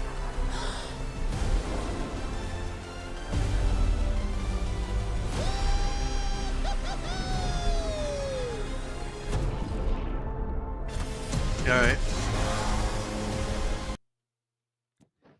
Okay, I'm sorry. I just gotta say, the 3D CGI is genuinely fucking. Oh, Illumination's a fantastic animation studio. Oh yeah, Illumination's doing well. I would call them closer to the more modern Pixar. Yeah. Pixar has Yeah. kind of fallen flat in recent times, but that's because again Disney. Yeah, and that's the thing that fucks with me, because it's like Illumination made the Minions, which was schlock that I wanted to start a shotgun anytime my nephew wanted to watch. But god damn! Just seeing that little 2 seconds was beautiful. Like, if you wind that shit back, fucking Mario, Peach, what they did, this is fucking beautiful. Look at this. Oh, yeah, no, absolutely it is. God damn. Well, remember, the big thing you've got to do with any video game adaptation, like anything, Minecraft is famous for this. You just need to pay homage and respect the source material, and the fans will send money to you. Absolutely. Yup. Illumination And makes this- pretty movies, but also has ass stories. But who doesn't have ass stories? Like, But it also, happens. you know, name me a Disney movie recently that didn't. Their parents died in a tragic accident or some shit. Yeah. You got me beat there, because I was just about to expound about Dispatch, but no. So, you saw Galaxy. Galaxy is Yeah. a very clear inspiration. Right. God damn. Who here's Look played at the Odyssey? Look at the I was about to fucking say, why the hell detail. is that in there? Yeah. Look at that fucking detail. Holy shit. Why is it in there? Yeah. Like, for those that don't know, like, these might be quick little cutaway Wait, things. we'll back that the fuck up. Back up. Go back.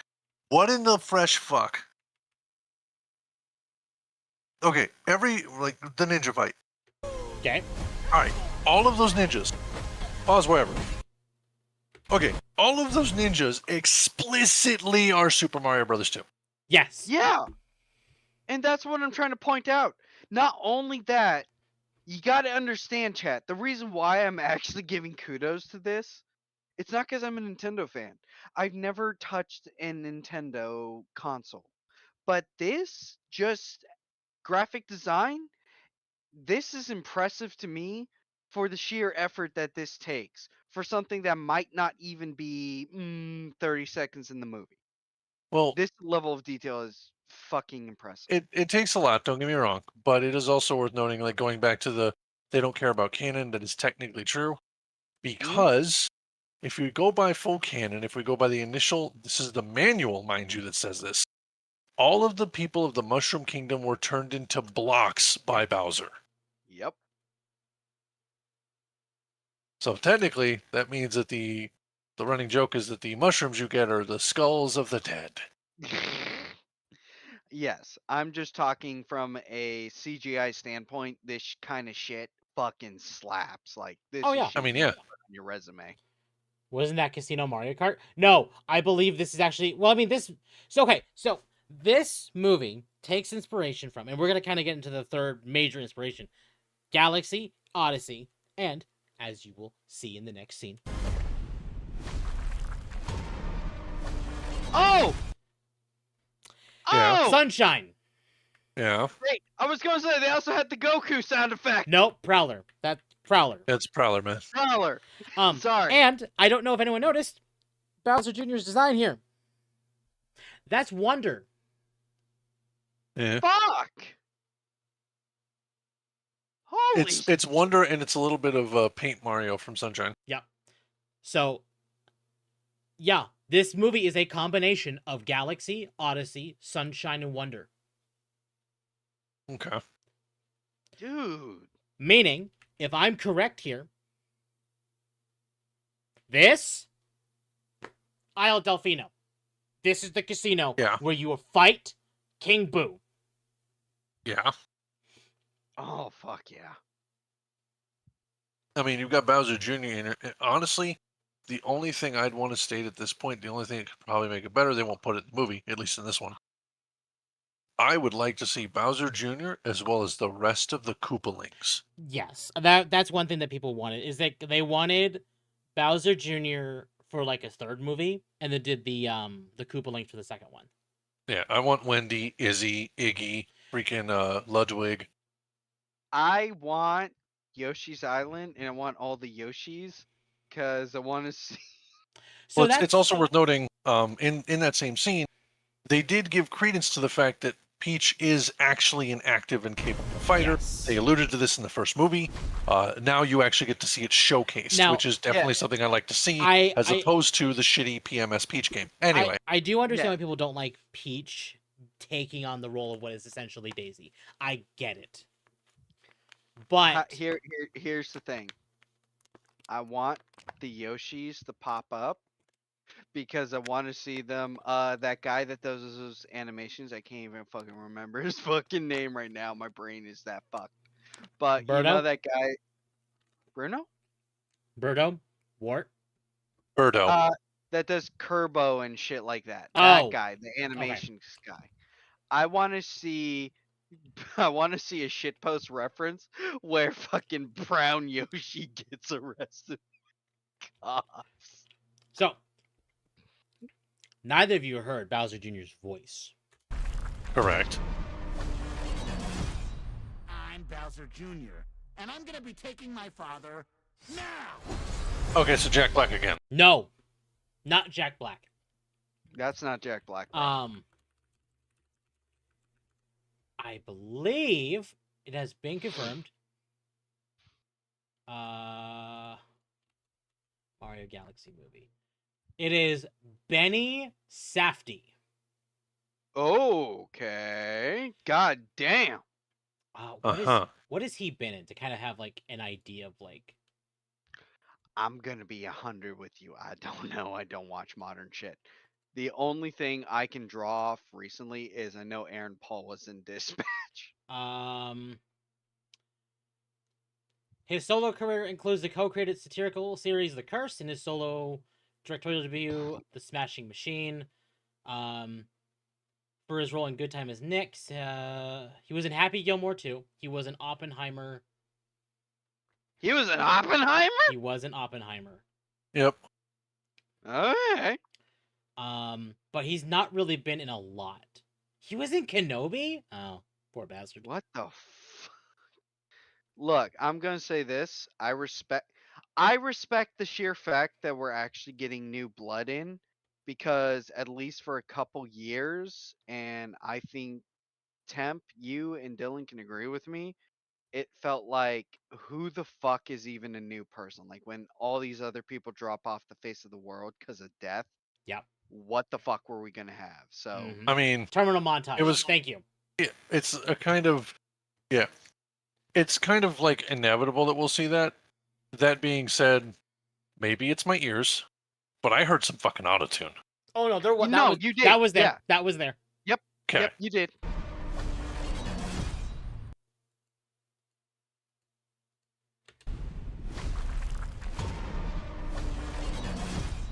I'm Bowser Jr., and I'm gonna be taking my father now! Yep. Yeah, like, the autotune is obvious when he goes and, would you call that fucking evil form, or what'd you call that? So I'm guessing that is their solution to Shadow Mario. Okay, so shadow form. We'll call it shadow Now, form. I'm gonna have a rat theory. We're still going to see Shadow Mario. Oh, 100%. Oh yeah. I'm calling it now. Shadow Mario is the final fight. Yeah, listen. I put you in the Skits Award, Temp, for your Silk Song shit. I'm giving you 100% credence on this. And Because if you're wrong, then you know get what? the lobotomy. If I'm wrong, I'm wrong. But right now, we're not seeing it yet. And, I mean, how cool would it be to have Mario versus Mario at the end of the movie? Yes. I mean, yes, but I mean, as stupid as this also sounds from a personal fan theory, like a lot of people are upset about Peach taking the role of Daisy. Yep. Stupid theory idea coming to my mind. You have something where Daisy is basically doing something similar to Peach, but she's more tech oriented. People So just want piloting to them back. fuck Daisy's brains out. They just want to see Daisy I'm so aware. they Stop. can go into her. Real quick. Like what I'm. Welcome, Jackie Likens. Likens? Hello?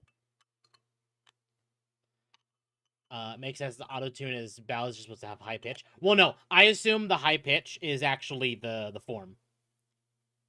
That auto-tune is 100% his form. True. Yeah, I think Because it's part we of what we're had- getting at because We had a previous trailer. I couldn't find that one. But it had Bowser Jr. talking in it, and that auto-tune is not there when he's talking. yes,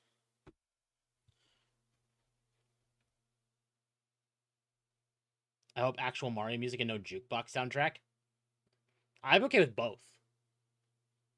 But based on this, there's definitely Mario music here. we'll see how it goes. Okay. And then we got to see Rosalina, which can I just say is Which kinda unfortunately cute. is kneecapped because of Brie Larson. I don't know Anyway. about that. Pretty as fuck! I don't know about that one, Bull. Princess Rosalina, you're coming with me.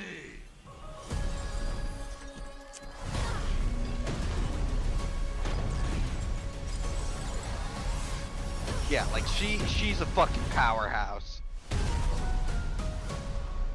She is a powerhouse. She is goddamn pretty and all that. I'm just saying. It's just Brie Larson. Just how many of you right now, one for you can look past it, two for you can't. How many of you can look past that Brie Larson is voice acting her? What was another?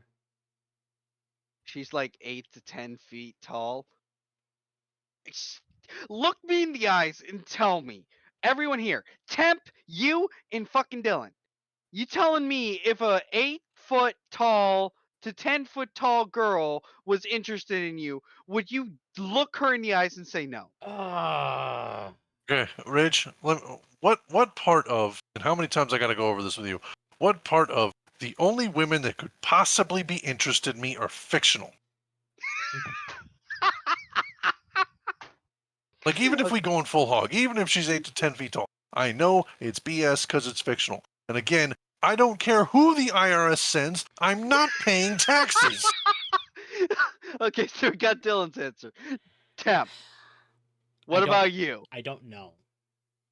You telling me an 8-foot tall baddie comes to you and says you're cute? That might be too tall, honestly. Bruh, nah, bro.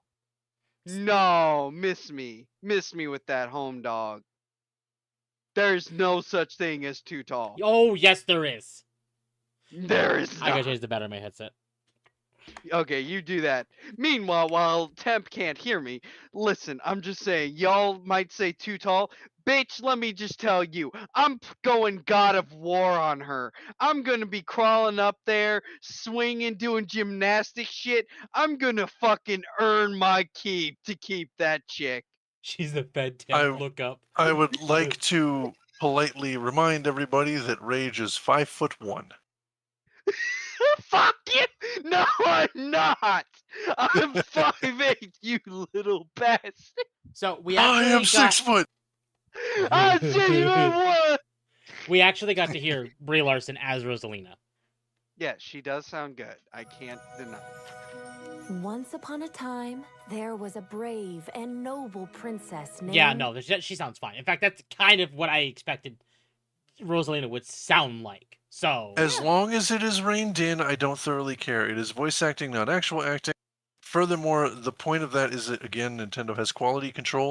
I promise you, they have pulled some seriously tight reins and said, rein it the fuck in.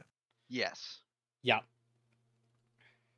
Like I can trust that Nintendo basically said, you're not gonna pull any of that bullshit you pulled in Marvel, and if you fucking even try to move an inch out of line, you're fucking fired. Yeah, exactly. And to be fair, we actually do not have confirmation. I do see this better than Seth. There's no confirmation that Seth Rogen is even in this movie. So we do not know if Donkey Kong is even in this movie. To be fair, Hang on. we're also hearing Good rumors. night, Liberty at Risk. Have a good night. Oh. Cheers to you, brother. Make sure you like, subscribe, and get the fuck out and share it with your friends. Have a good night, Liberty. I don't like the star. I hate the star voice. That's a rat theory. I'm almost positive I know why they're doing Galaxy. The first movie was so popular because of the suicidal star. Wait, what? Oh, yeah. There was a Luma in the first movie that was captured by Bowser. That star wanted to die. It spent several moments in the film saying, this death is wonderful and the sweet release of death. What the fuck? Yes.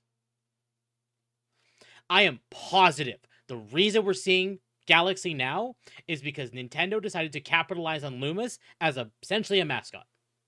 This is Nintendo's Minions. I mean, you know what? they're That's trying, fair, but because Lumas are actually really cute, and I can see a lot of girls collecting these. Absolutely. Like, I'm just gonna call you out. If you're a female, you're collecting these, and I have zero problem with that. Most Nintendo fans are collecting these. If you're a male and I see this, I'm gonna call you. I almost said the word. I didn't want to say the word since this is your stream. Retard? But you Gay? No, F word. Yeah, the F word. Oh. Yeah, more. Dylan knows. Dylan knows where I was going. Listen, man, I'll be honest. I'm not really big on the stars. I usually will get stuff because either supporting favorite artists if I do things like plushes, or because of the meme. Sad B is a great example. Because that was just funny. Yes. I'm just saying, if I see you, a man, with a bunch of these plushes, I'm calling you the One or two F is fine. word with the hard R. Rage. You know Atari's going to have a bunch of them. Come on. Oh, yeah, no, that's why I'm going to bully him. Sure. Oh my god. No! Phoenix, no! I'm gonna just ignore that chat entirely, and let's just continue with the movie really quick. Just gonna avoid that entirely. Okay. From the ashes of his father's defeat rises a new conqueror. The Bowser name shall be feared once more. Yeah, he Yeah, sounds he good. sounds fine. He sounds fine. He sounds fine as a voice actor. He sounds fine, but I mean, maybe it's just me. But I hear Jack Black in that. I hear portions of it. But that might not be. That might actually be the intention because apparently Jack Black is the reason he got the job for this role. I would not be surprised. He probably was. He's probably inspired by Jack Black. So you know what? Well, you gotta can't even consider be this mad as at well. him. Is that Bowser Jr. is Bowser's kid, so they want the kid to sound kind of like the father. Exactly. That's kinda so where I'm that at, so. honestly is a perfect casting. Like that's a genuine perfect casting. Yeah, it is. We'll see. Like I said, it's just one of those. I hear it, and it's kind of where I'm at.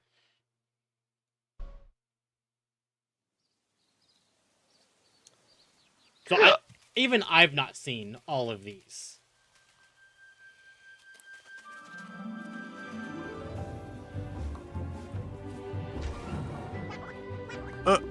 Monty Mole. Oh wow, that's a Mario World reference there. Again, you were talking about the animation of this movie. Good lord, Illumination. They went all out, dude. 64 reference. Actually, you know what? I think I remember this one. This is when they originally announced what it was going to be. Yep.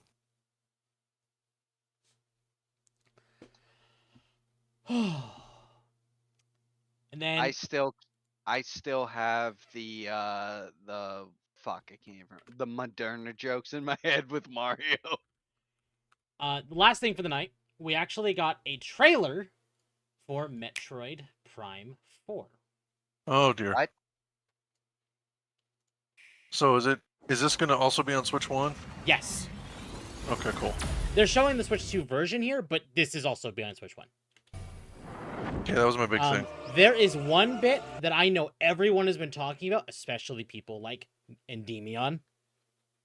Yeah, well, Oh, really that's quick, how you say 'cause his fucking name. Yeah. Really quick. I'm going to ask I- a huge favor, because I actually haven't seen this trailer in its entirety. Okay. And we're going to go back to the beginning of that. I still want to hear the fucking Metroid sound. Rage, I ask a huge favor. Yes. Please shut the fuck up while we watch this trailer in its entirety.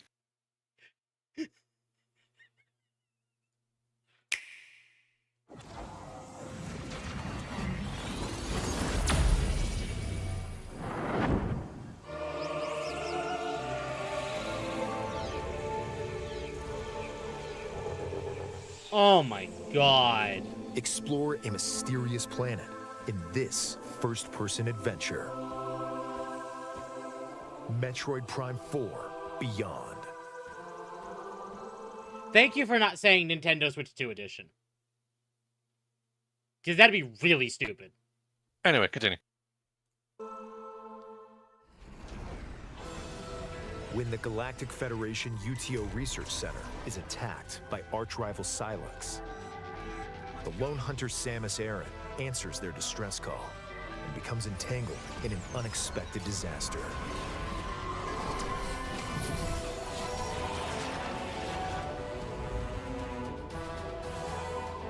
She awakens on an unknown planet called Vuros. Now, she must fight to survive the planet and find a way home.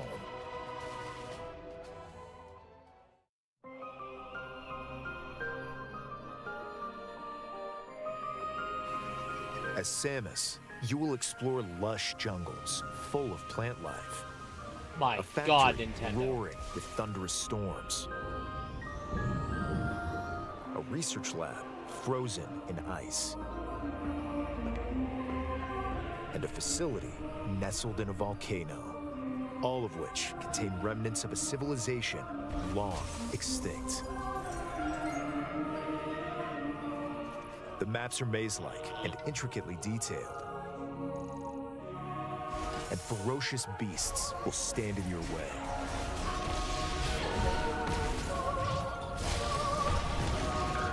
The key to exploration is the scan visor, which you'll use to gather information from the environment. Why did this planet's civilization crumble? And what have they left behind? Could there be a clue to your escape? Scan various objects to collect and analyze information to find a way forward.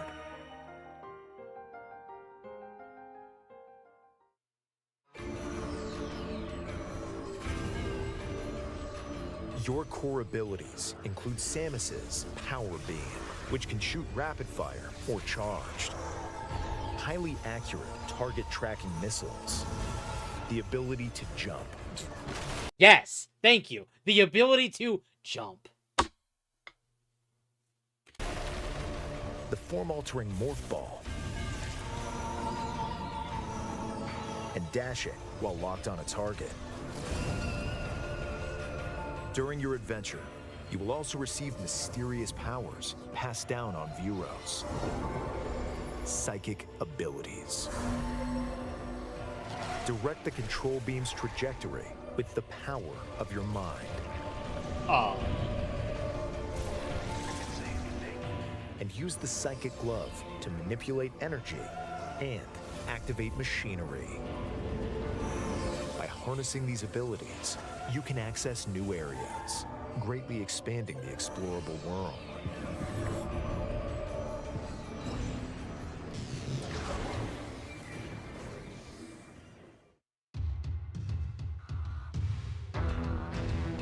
Samus is now an Esper. The various zones are connected by a central desert called Soul Valley. By obtaining Viola, a machine left behind by an ancient civilization, you can freely traverse the roadless desert as you head for each zone. Certain actions can be taken while riding Viola. These include countering attacks from approaching enemies and smashing crystals at high speed to convert them into the energy you'll need on your adventure. Plus, if Samus is in a location where she can ride Viola, it can be summoned instantly. And by dismounting, you'll return to a first-person perspective to continue exploring.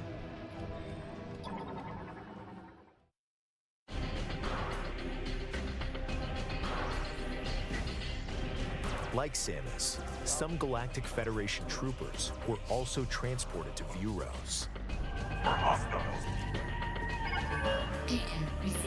Follow distress signals to help the troopers and occasionally battle alongside them. They can even provide useful upgrades. Teamwork is key if any of you hope to escape the planet alive.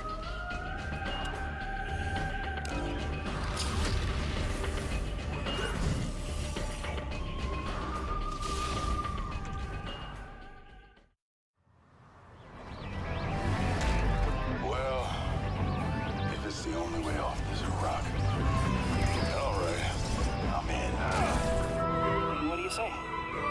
Teammates? Okay, I'm gonna cut in real quick here. People were saying that they have a problem with the whole Galactic Federation troopers having more of a role in this game, specifically their narrative.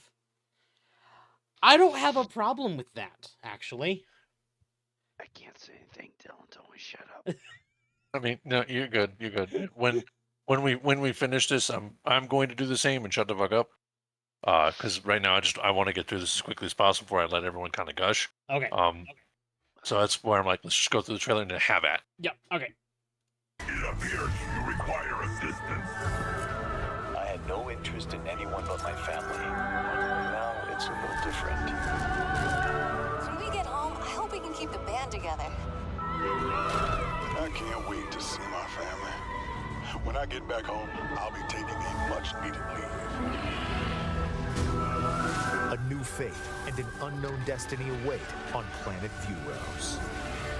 Samus and her allies' fight to survive is about to begin. Metroid Prime 4 Beyond.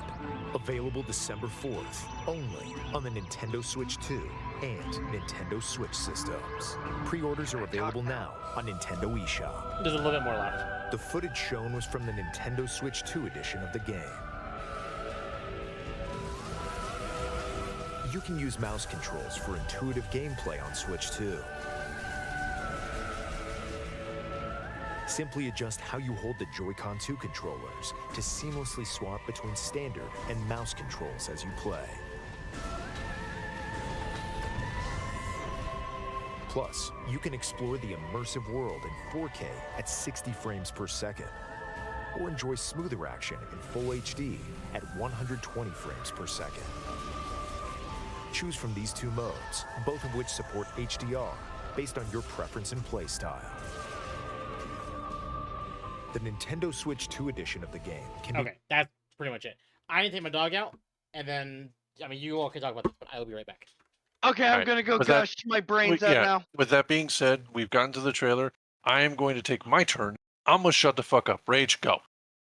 Holy fucking shit! To see Samus back is such a refresher, and sweet Dalai Lama, Christ, that was beautiful to see. to actually go back to the first person perspective, to be viewing these beautiful fucking detailed lovingly rendered worlds is such a wonderful thing. And people that if anyone's complaining about the soldiers and stuff, bite my fucking cock.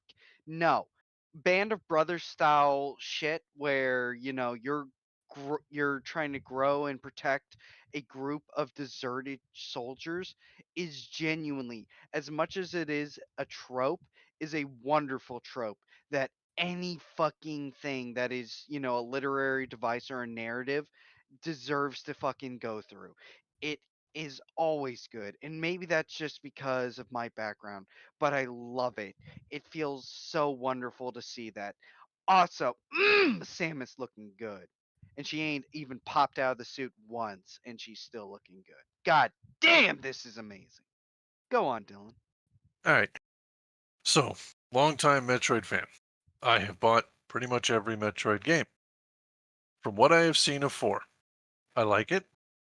It looks like, and I hate to utter its name, but it looks like they actually learned from 4 from Other M, at least here in 4.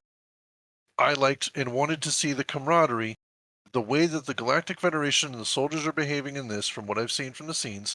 This is the shit that, in all honesty, Nintendo, take fucking note. This is what we wanted when we had the description of Adam Malkovich in Metroid Fusion. This is what we wanted to see in Other M. I don't know Yes. why it took you so long to get to this point, but this is what we were looking for. To fight alongside other people fighting a common enemy. I only have one quip, and I know it's being saved as a surprise because it's usually how it is with Nintendo and Metroid as a whole. Okay. 1, it's Metroid Prime. You gotta have Metroid Prime. 2, where the fuck is Ridley?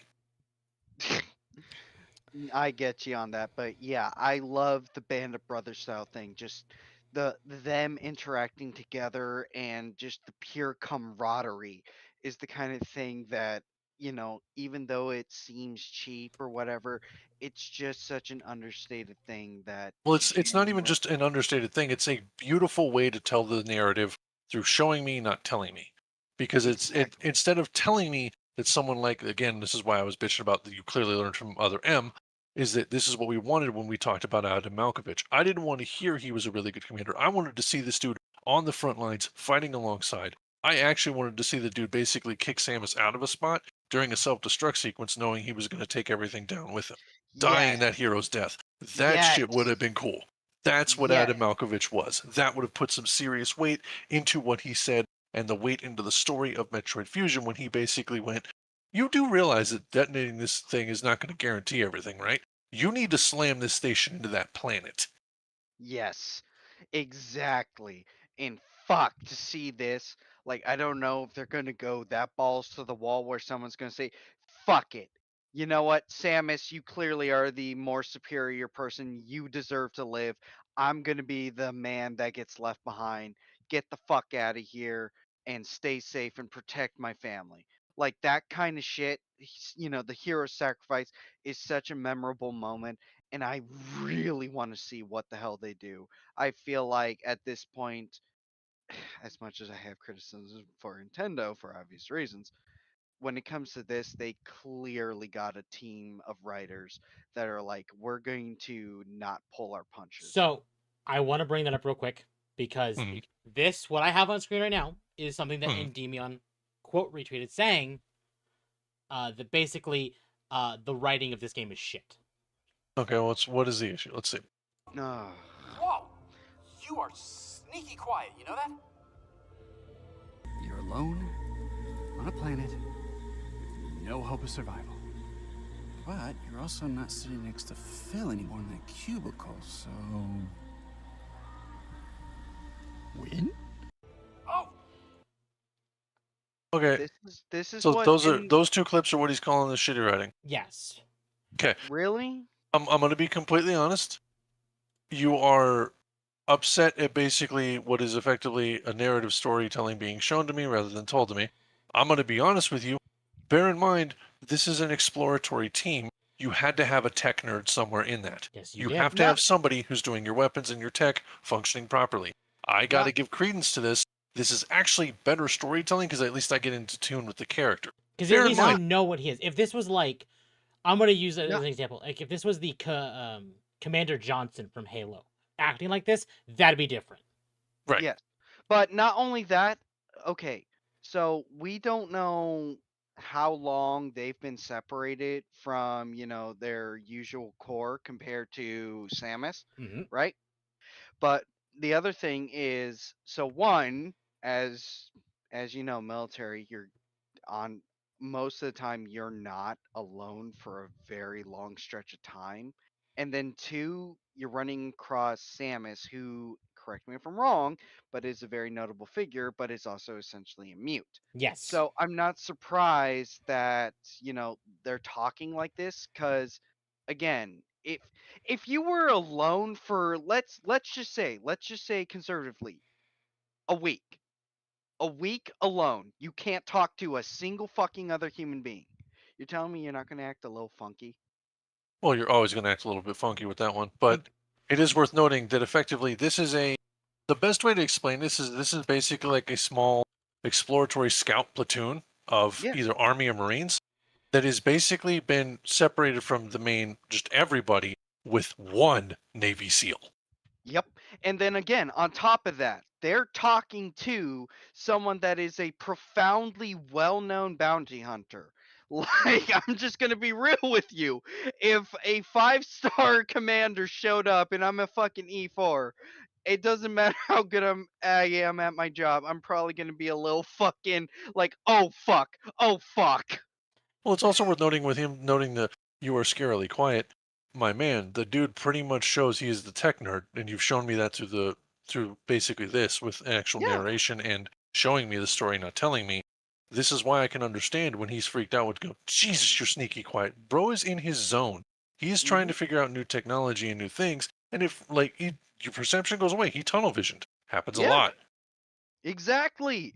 Like, he finally has the chance to just be alone and not worry about someone annoying him or bothering him.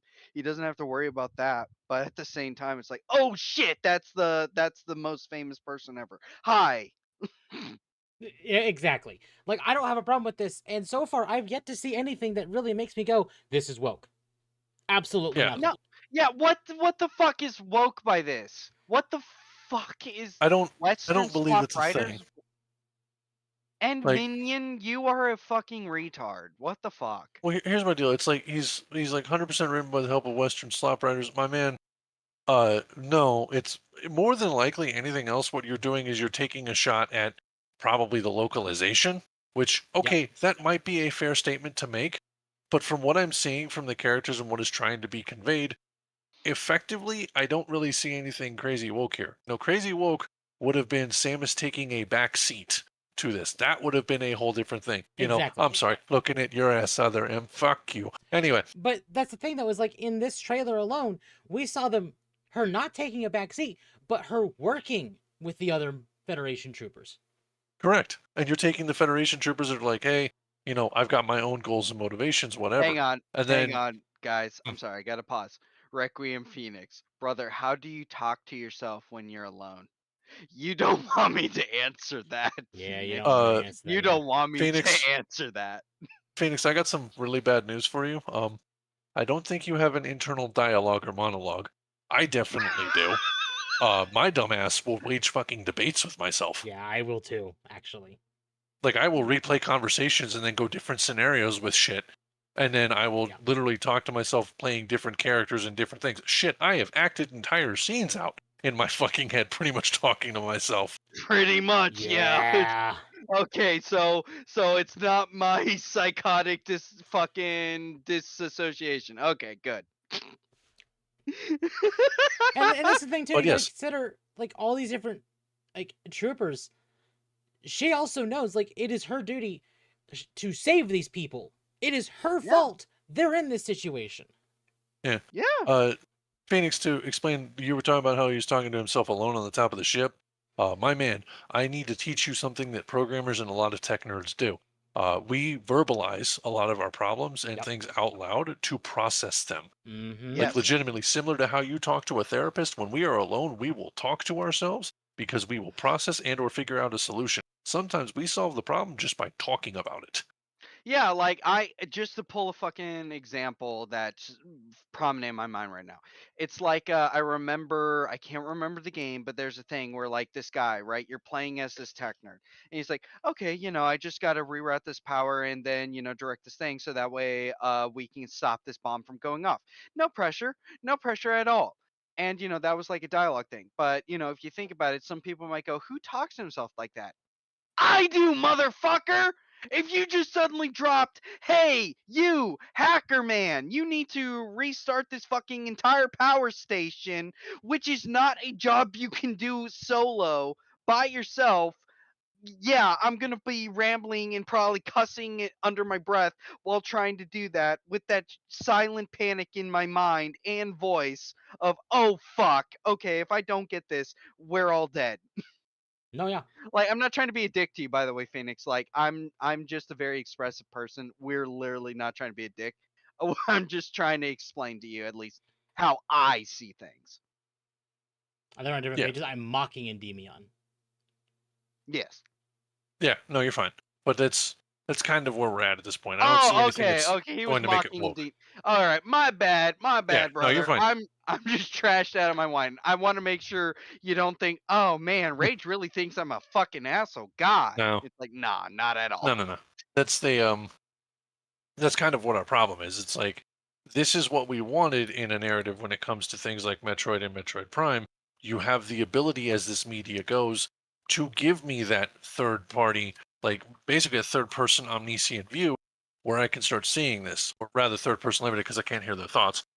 But I get to see the story in portions of where it's at. I get to see and interact with these soldiers, which is what we ultimately wanted. Samus is a bounty hunter. Now we get to see what she's like in a cohesive unit. Yep. Because Yes. this is where it gets interesting. This is where we were curious as to when they did corruption. You had all of these other bounty hunters that did their own thing, yet nobody had their own little groups. Nobody had their own things helping them. Everyone was pretty much solo. Sure, it's kind of badass being the solo, but I mean, if you have a team that you're working with, it gets better. Plus, on top of that, like the whole point of that as well is when shit's coming back at you, I got to be real from the gamer in me because I want 100% shit. Best believe I would be like, "You ain't fucking dying. Get up." Yep. Yep.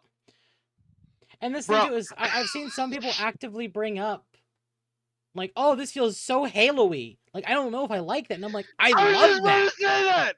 And I here's was the thing just too. about to say- I've been saying it for years. Metroid Prime is Nintendo's Halo. Yeah, I was literally gonna say, look, it's the same thing with like fucking, back in the day, Halo Combat Evolved, and I tried my damnedest on legendary difficulty to protect all the Marines, and whenever I failed to save a single Marine, I restarted that shit because it's like, no one's dying on me. I don't care if there's not an achievement for it. It is in my head. I will protect them. Fuck, I love this. Oh, Yeah. I'm so hyped. I'm very excited for 4. Very. I will very probably like from what I'm seeing right now, I might very well just pre-order it. Yeah, no, I intend to. Like I not a might see if there's a Nintendo special kid. edition. That's kind of where I'm at right now. I'm not a Nintendo kid, so more power to you, Dylan and Temp. But I'll 100% pirate the fuck out. I Well, mean, I have a Switch One. that's- If I have a Switch One, it's coming to Switch One. I'm gonna buy it on Switch One. Yeah. Well, also I'm not big on the I'm not big on the Sail in the High Seas thing. For me specifically, it is I will still buy it because again, Metroid and from what I've seen is good. Don't get me wrong, I played Metroid Dread and I did not enjoy it fully, but that's because it wasn't that great. Yeah. I feel like it needed a lot of work. It feels You like the got Prime gypped. series is actually doing Well, what it's supposed this to do. is still done by Retro. I'm not sure about if all the same people from 1, 2, and 3 are still working on this one, but it is still Retro. Right. And Retro Studios has had a good track record with the Prime series in general. That includes Prime Hunters, which was the DS exclusive and featured Silex originally. Yep. Now, the thing that I know, because Metroid, because I mentioned earlier, like with Mario, Nintendo doesn't care about canon. Metroid very much does. Because we know Dread is after Fusion. But we don't know where 4 sits in that timeline. Correct. Especially given the lore from 3 wherein we effectively trapped Metroid Prime in between realities. Yep. Also, if you look at the side chat, this is basically what happened to Dylan when he played Metroid Dread. See, I enjoyed Metroid Dread. I actually finished Metroid Dread because it came out when Akko came to visit, and I ended up finishing it 100% while he was here. That sounds about right. And I love Dread. Dread is great. I understand that, but Temp, you need to look at what I posted. I'm going to turn off the react so you all can't hear this, just in case. Brock Sampson. At last we meet. No, my young Padawan Luke. This one is mine. Do I know you? I've been yeah.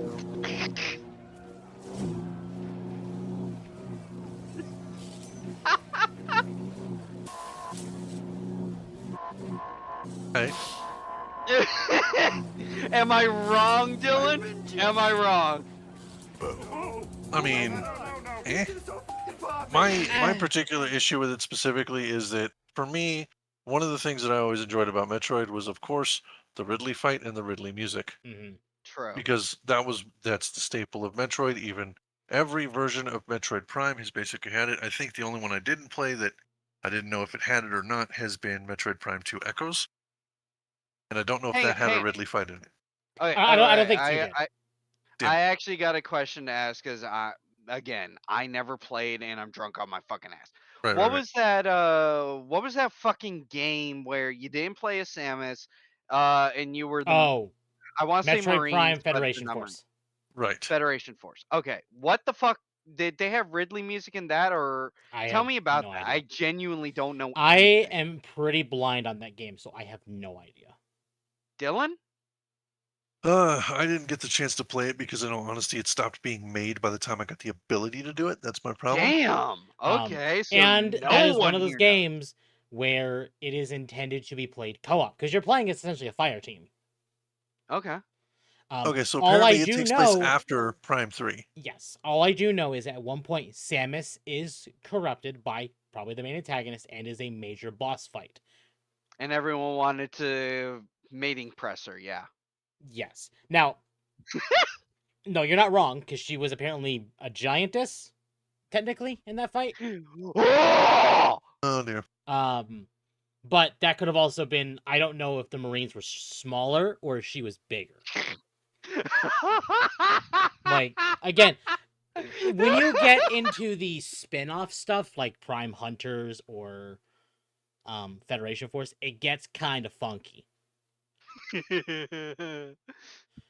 Because, and that's kind of, I think that's honestly where kind of some of the problem of 4 is going to end up being, is a lot of 4 is going to rely on you either 100%ing 3, which you can't do right now without playing on the Wii or Wii U, Nintendo, or playing Prime Hunters, which you can also not do because it's stuck to the DS. For chat, because I know you all are gonna bust a nut at this. She is 6'3" without the suit. Hold on. 6'4". Hold on. Is that with heels? Because remember, she has heels. No, that's outside of the suit entirely. She's Nope. about 6'4". Zero suit. Okay, Yeah, 'cause zero suit. I was gonna say, at least what I looked up, it's saying 6'3". Okay. And god damn!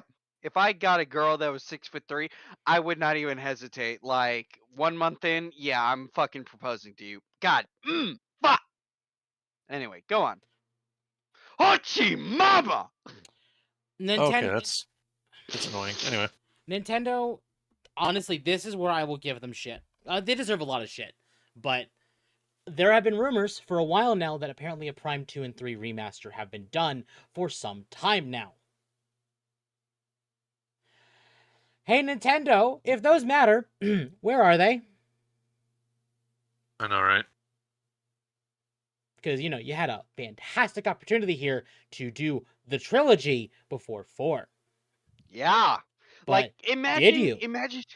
imagine if they fucking just released remastered versions of all those games before 4. It's like, here you go. So you get your fucking primer before you just get dropped straight in because we're not going to So, hold your hand. Fuck you. real quick, on the Federation Force, they do fight Samus, but it is not how you think. Again, it's been a long time since I've looked at it, so I She wasn't 100% has sure. increased her size. The Space Pirates have taken control of the ship, but you fight her in her morph ball form. Right, that's right. Yeah, and then they destroy Master Brain, which is a mother brain-like organism. The more annoying part about this is that Federation Force takes place after Prime 3, and right after it is Metroid 2: Return of Samus. Yeah, because all the Prime games take place between Metroid 1 and Metroid 2. Well, see, that's the other thing, is where the fuck is Forga fitting in this one now? That's Because the you've thing. got That's like, absolutely the thing.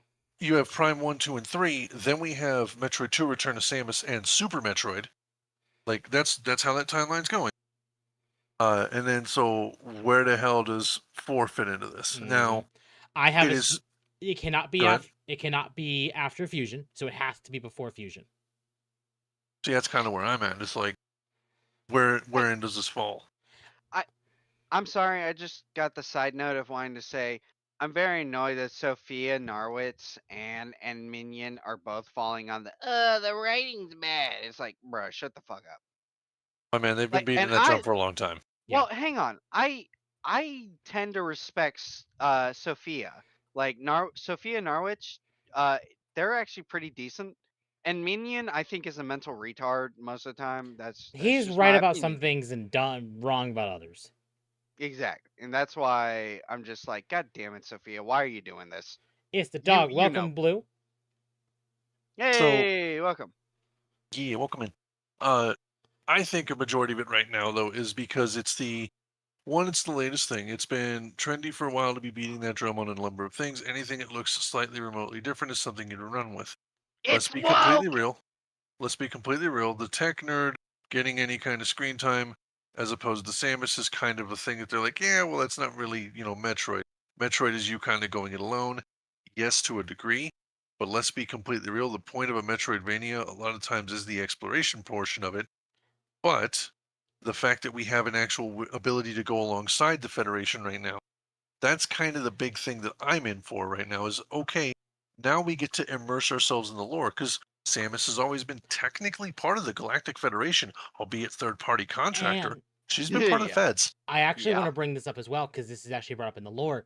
With Fusion, she's basically been turned into not illegal, but the Federation is hunting her. She is now an enemy of the Federation as of Fusion. Well, she was an enemy of Federation as the end of Fusion because the Federation was actually trying to utilize and weaponize Metroids. She destroyed the entire facility that was housing the Metroids because effectively the X were a problem, and the X were a problem long before from the previous lore that the Chozo originally encountered. The Chozo were the ones that biomanufactured the Metroids as a counterbalance to the X. The problem now is that the Federation was basically trying to control it. That is now completely gone. All their research is out the window. That entire station is gone. The X aren't fully eradicated. That's the running gig. And the only survivable creature that can stop them is Samus Aran. That is the reason why the Federation is pissed. And as of Dread, she has both, it says Chozo DNA, Metroid DNA, and X DNA. Yep. Damn, she needs to stop bending over and getting cummed in to get all this. Well, DNA ironically, in this her. because this is one of the things I really liked about the finale of Dread is she gained a new suit, which was her Metroid suit, and oh my god, it's good. It looks good, but I'm kind of more ticked off because it's like, oh, so you're basically channeling Doom Guy. I'm gonna be completely real. I'm gonna go a little bit on a limb here, and I'm gonna go the anime route. Why the fuck did we make Samus Aran fucking Ichigo Kurosaki? Fair. I'm just saying. It was a cool segment, but I don't. It's alright. It feels like one of those like. I'm gonna use Sonic as an example here, like Super Sonic. It's like I never want to see this again unless it's for a very specific reason. I do not want this to just be the big thing going forward. Yeah, I think my bigger thing with it is from a personal standpoint. I don't mind the Metroid suit to a degree, but from a personal standpoint, having played the original like Super Metroid and seeing the hatchling that had basically gotten big and finally died to Mother Mhm. Brain, and then you transform a bit. I would like to see something like that, Yep. similar to it, wherein there are some Metroids that make it. Perhaps they die and or they save Samus.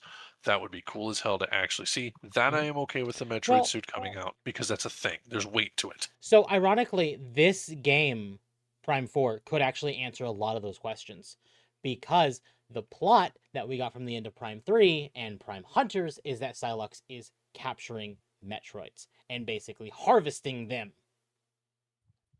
Yeah, and so my rat theory here is that Silex, because he came out clutching his head there. What if he ended up basically tapping into? Well, for all sake and purposes, I'm just going to use a 40K reference here.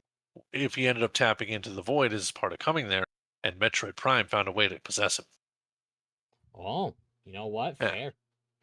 then maybe that's how that goes, and maybe Metroid Prime is then later on a fight because it's why he's gathering Metroids is Mhm. to one bring themselves back. I think what's going to get people the most is the Prime games primarily focus on Phazon as like a resource. Like this is Yes. the thing. Phazon is gone at the end of 3. But Correct. so like as the thing has been on all the Prime games, where will that come up here? And I don't think it will, although maybe it will because of Metroid Prime. Yeah, and that's a possibility as well. I will not apologize, chat, for what I have said. It's up to Samus. You know, she dressed like that, and that's why she now has multiple types of DNA in her. You know, she was asking for it. To be fair, the X DNA was given to her because she was dying. Well, actually, no, the Metroid DNA was given No, to it her was the from it. Metroid DNA. That's right. I was the other way around. Yeah, because the X infected her, which, so originally she was on SR-388. She killed an individual because the X That's resurfaced right. because she eradicated all the Metroids at the And- end of Metroid 2. And, well, with the exception of one, which died at Super Metroid. Yep. Now returning to the planet of SR-388, that's how she got infected. Somebody found a cure, which was the Metroid vaccine, which is why, because they pulled it from the BSL research station, because they were researching Metroids and they had a bunch of them. That's right. And that's a good why point there. her suit was surgically removed because it fused to her flesh. Yes. Well, damn, I didn't know. Yeah, Yeah, parts of Metroid, that if suit you- had to be removed. If you get into But- the lore and nitty gritty of Metroid, it's very dark. Oh no, and I legitimately respect that. However, I'm the normie here, and I need to be a degenerate animal so that way chat can relate to us. What? And you know, all the Metroid fans can set me on fire for my disgusting, distasteful reference of what actually happened. Did we I mean, see it's whatever. Samus's ship?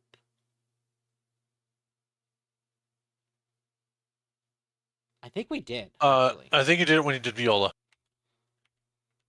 So when they pull out Viola, check that one. So right around here, I think. No, that's not her ship. Okay. Because based on how it sounds, is she was teleported to this planet, meaning if she had her ship, she could just leave. Yeah, because I was gonna say it looked like he fucking shot something. The Samus thought it was a shot and went to go and deflect it, and then got yoinked. So, that may be the indicator. I think bare minimum, this needs to take place after Super Metroid. Probably. Oh, you know what just dawned on me? Again, they were teleported to Vuros. That's how they crossed the void. Yep. Which means, ironically, this planet could be in the void. Yeah. Which is how she gets her psychic powers. Yep. I was gonna say, I mean, she just got purple on her visor, so yeah. Which it's is, 100% that might right. be the psychic powers of the new Phazon. Yeah, could be. Because you remember, you can manipulate energy in this. Yeah, dude, we literally saw her doing energy manipulation. Yeah, 100%. And also, this new suit, clean. Oh yeah, it looks really cool. Fucking sexy as goddamn. Fuck. And also, can I just say, I'm so glad we're just moving away from space pirates. It's an entirely new enemy species. Wait a minute. Honestly, this almost No, hold feels up. like... Go back and like have a frame one of those enemies real quick. Okay. really quick. Hey, sorry. My- I gotta just interject. Temp, you need to switch your OBS thing. Oh, never mind. Okay, it is caught up. Never mind. You good. You good. Okay. So it just occurred to me. We're looking at those enemies, right? So they've got the quadruped, right? Yep. And I don't know if you noticed here. So their bottom mouth splits apart. Well, their bottom mouth splits apart, but the more important thing, look at the general shape. My man, that's the ing. Yeah. So that no, I was about to say, because if you notice here, look how they die. That's Exactly. the ing They death. fade to dust. That's literally the ing. That's what we're fighting. Oh shit. Which means this game has its closer tie to Metroid Prime 2. Which is bad because Phazon wasn't really a problem there, but there were two split realities.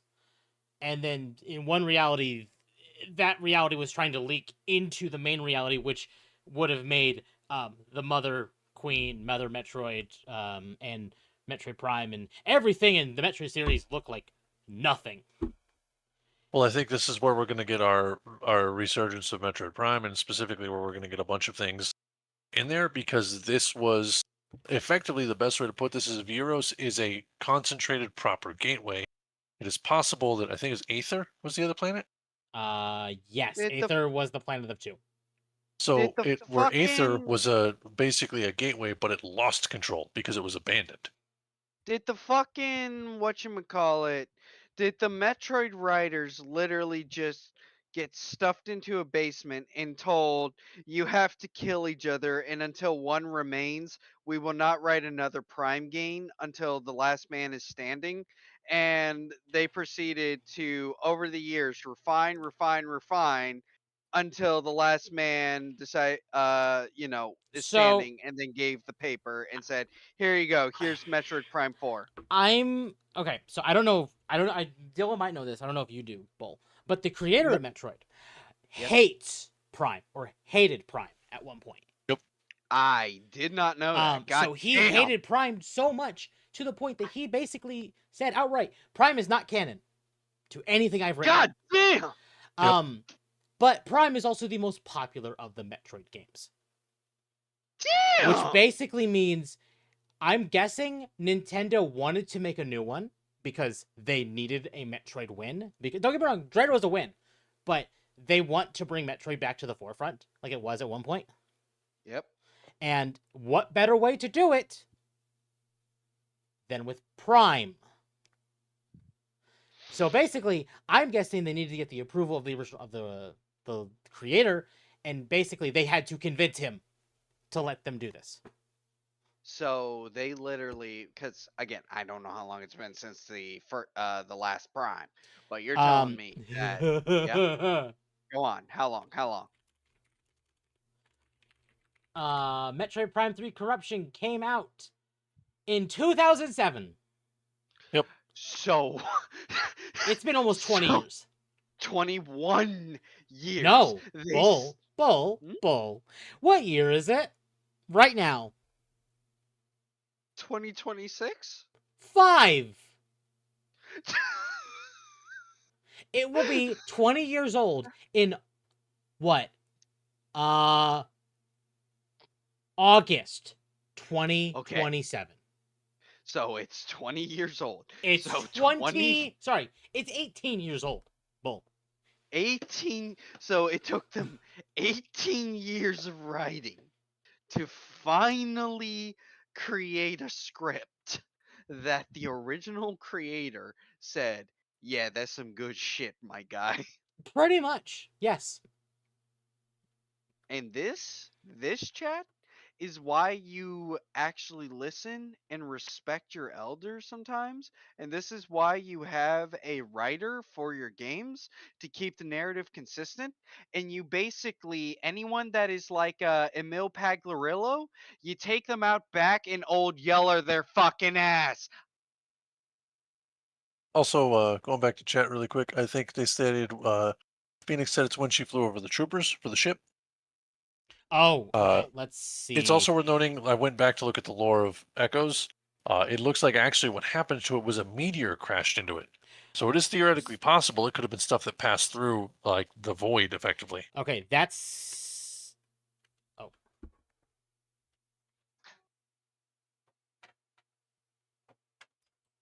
Does that throw a wrench in your theory, Temp? Here's Samus's ship, I think.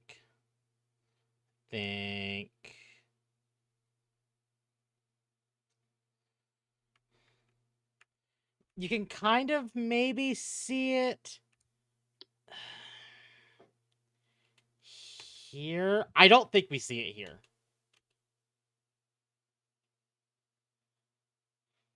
Nah. Yeah, I don't think we see her ship here. I think they're doing that intentionally because they know Metroid fans actually respond. Are autistic. Yes. Oh, yes. I My have met man, several again, we Metroid haven't had a fans who good are. Metroid game in like a decade. For the love of God, we have to be. Because here's the thing. Boom. Metroid was consistently done. And then Other M happened. Oh, God. Other M Even made the I series know go Other M. on hiatus until Dread. Yeah, they put that shit in cold storage. Yeah. I'll put it this way. You remember how everyone was like foaming at the mouth for Silk Song? Yes. Amp that up to 2 or 3 for Metroid. Oh, so Temp if he was unmedicated. Got it. Effectively, yes. I don't even take meds. What? I mean, love I it, would crank the Temp. autism up to 2 or 3, but That's accurate. Because I have a friend love- who, upon Prime 4 being announced, replayed all the Metroid games to 100%. Yep. Jesus Christ! Yeah, and that So- includes both or all 3 Prime games and every 2D game, including Other M. I forget how I found this, and I blame Royan mainly. Royan introduced me to a ROM hack. And it's, I believe, an SNES ROM hack. It's porn, that is isn't it? No, it is a Okay. ROM hack explicitly of, so it plays similar to Super Metroid because Super Metroid is the game in question that they basically hack. It is basically hacked it with Metroid Fusion. And so you are going through the BSL research station as Samus on full Super Metroid controls. Everything is marginally different and more interesting. And on top of that, they made the SAX much, much scarier. Based. To give you an Dude, idea for both, Fusion is a horror game. Oh, okay. All I know is that I really want to, because it's been a while and I need to talk to, I think, Wolfie or someone, because I want to get back into open goal and I want to play all of Jack and Daxter. I was a PS2 kid and I need it. I need it right into my fucking veins. I mean, I can't say a whole lot, but I will tell you from, like, legitimately, I understand why they did Rift Apart, but I'm gonna be real, I still want Deadlocked. Yeah. Dude, yes. Yeah, I still own that disc. Deadlocked. I still own that disc. I 100%ed that back in the fucking day. God damn, dude. That was My like, man, the gun that you shoot, and then it's just all you see is targets on the ground, and it just rains hellfire. Volcano? No, it's I forget what it is, but It's my not favorite is Rhino. when you. It was Vox's knockoff of the Rhino. I have no idea.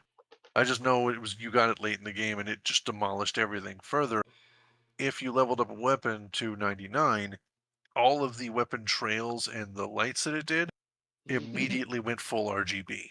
Yes. Fuck yes. It was so goddamn good, dude. Yeah. So I do hate to cut you off, but it has almost been 4 hours, and I've been up since 6 a.m. Yo, same. Hey, I think aside from our multiple tangents, this was a good goddamn stream, Temp. It was. Chat, thank you for watching. Thank you. Your host has been Temp. He is a wonderful ginger doggo. Damn well you make sure to subscribe, like this fucking video, share it to your friends, share it to your goddamn grandma. And then what you're going to do is you're going to say, hell yeah. And this has also been Dylan. He is the wonderful Armored Armadillo. He is my right-hand man of Lucky Entertainment. And Yo. I have been Raging Bull, the person who decides to jump in and torture all my talents and prolong the tangents. And thank you for watching, Temp, and enjoying all of our hilarity. Have a wonderful night, and cheerio. Yes, thank you, chat. Again, chat, if you enjoyed the content I produce, I would greatly appreciate if you would like, subscribe, hit the bell for notifications, join the Discord as the best place to know when I go live. I'm going to send you off to Ryan. Ryan is streaming with Atari right now. Call him gay. Call him gay. Call So, him chat, gay. I'm going to send you over to Ryan. You all have a good night. Behave for the gator.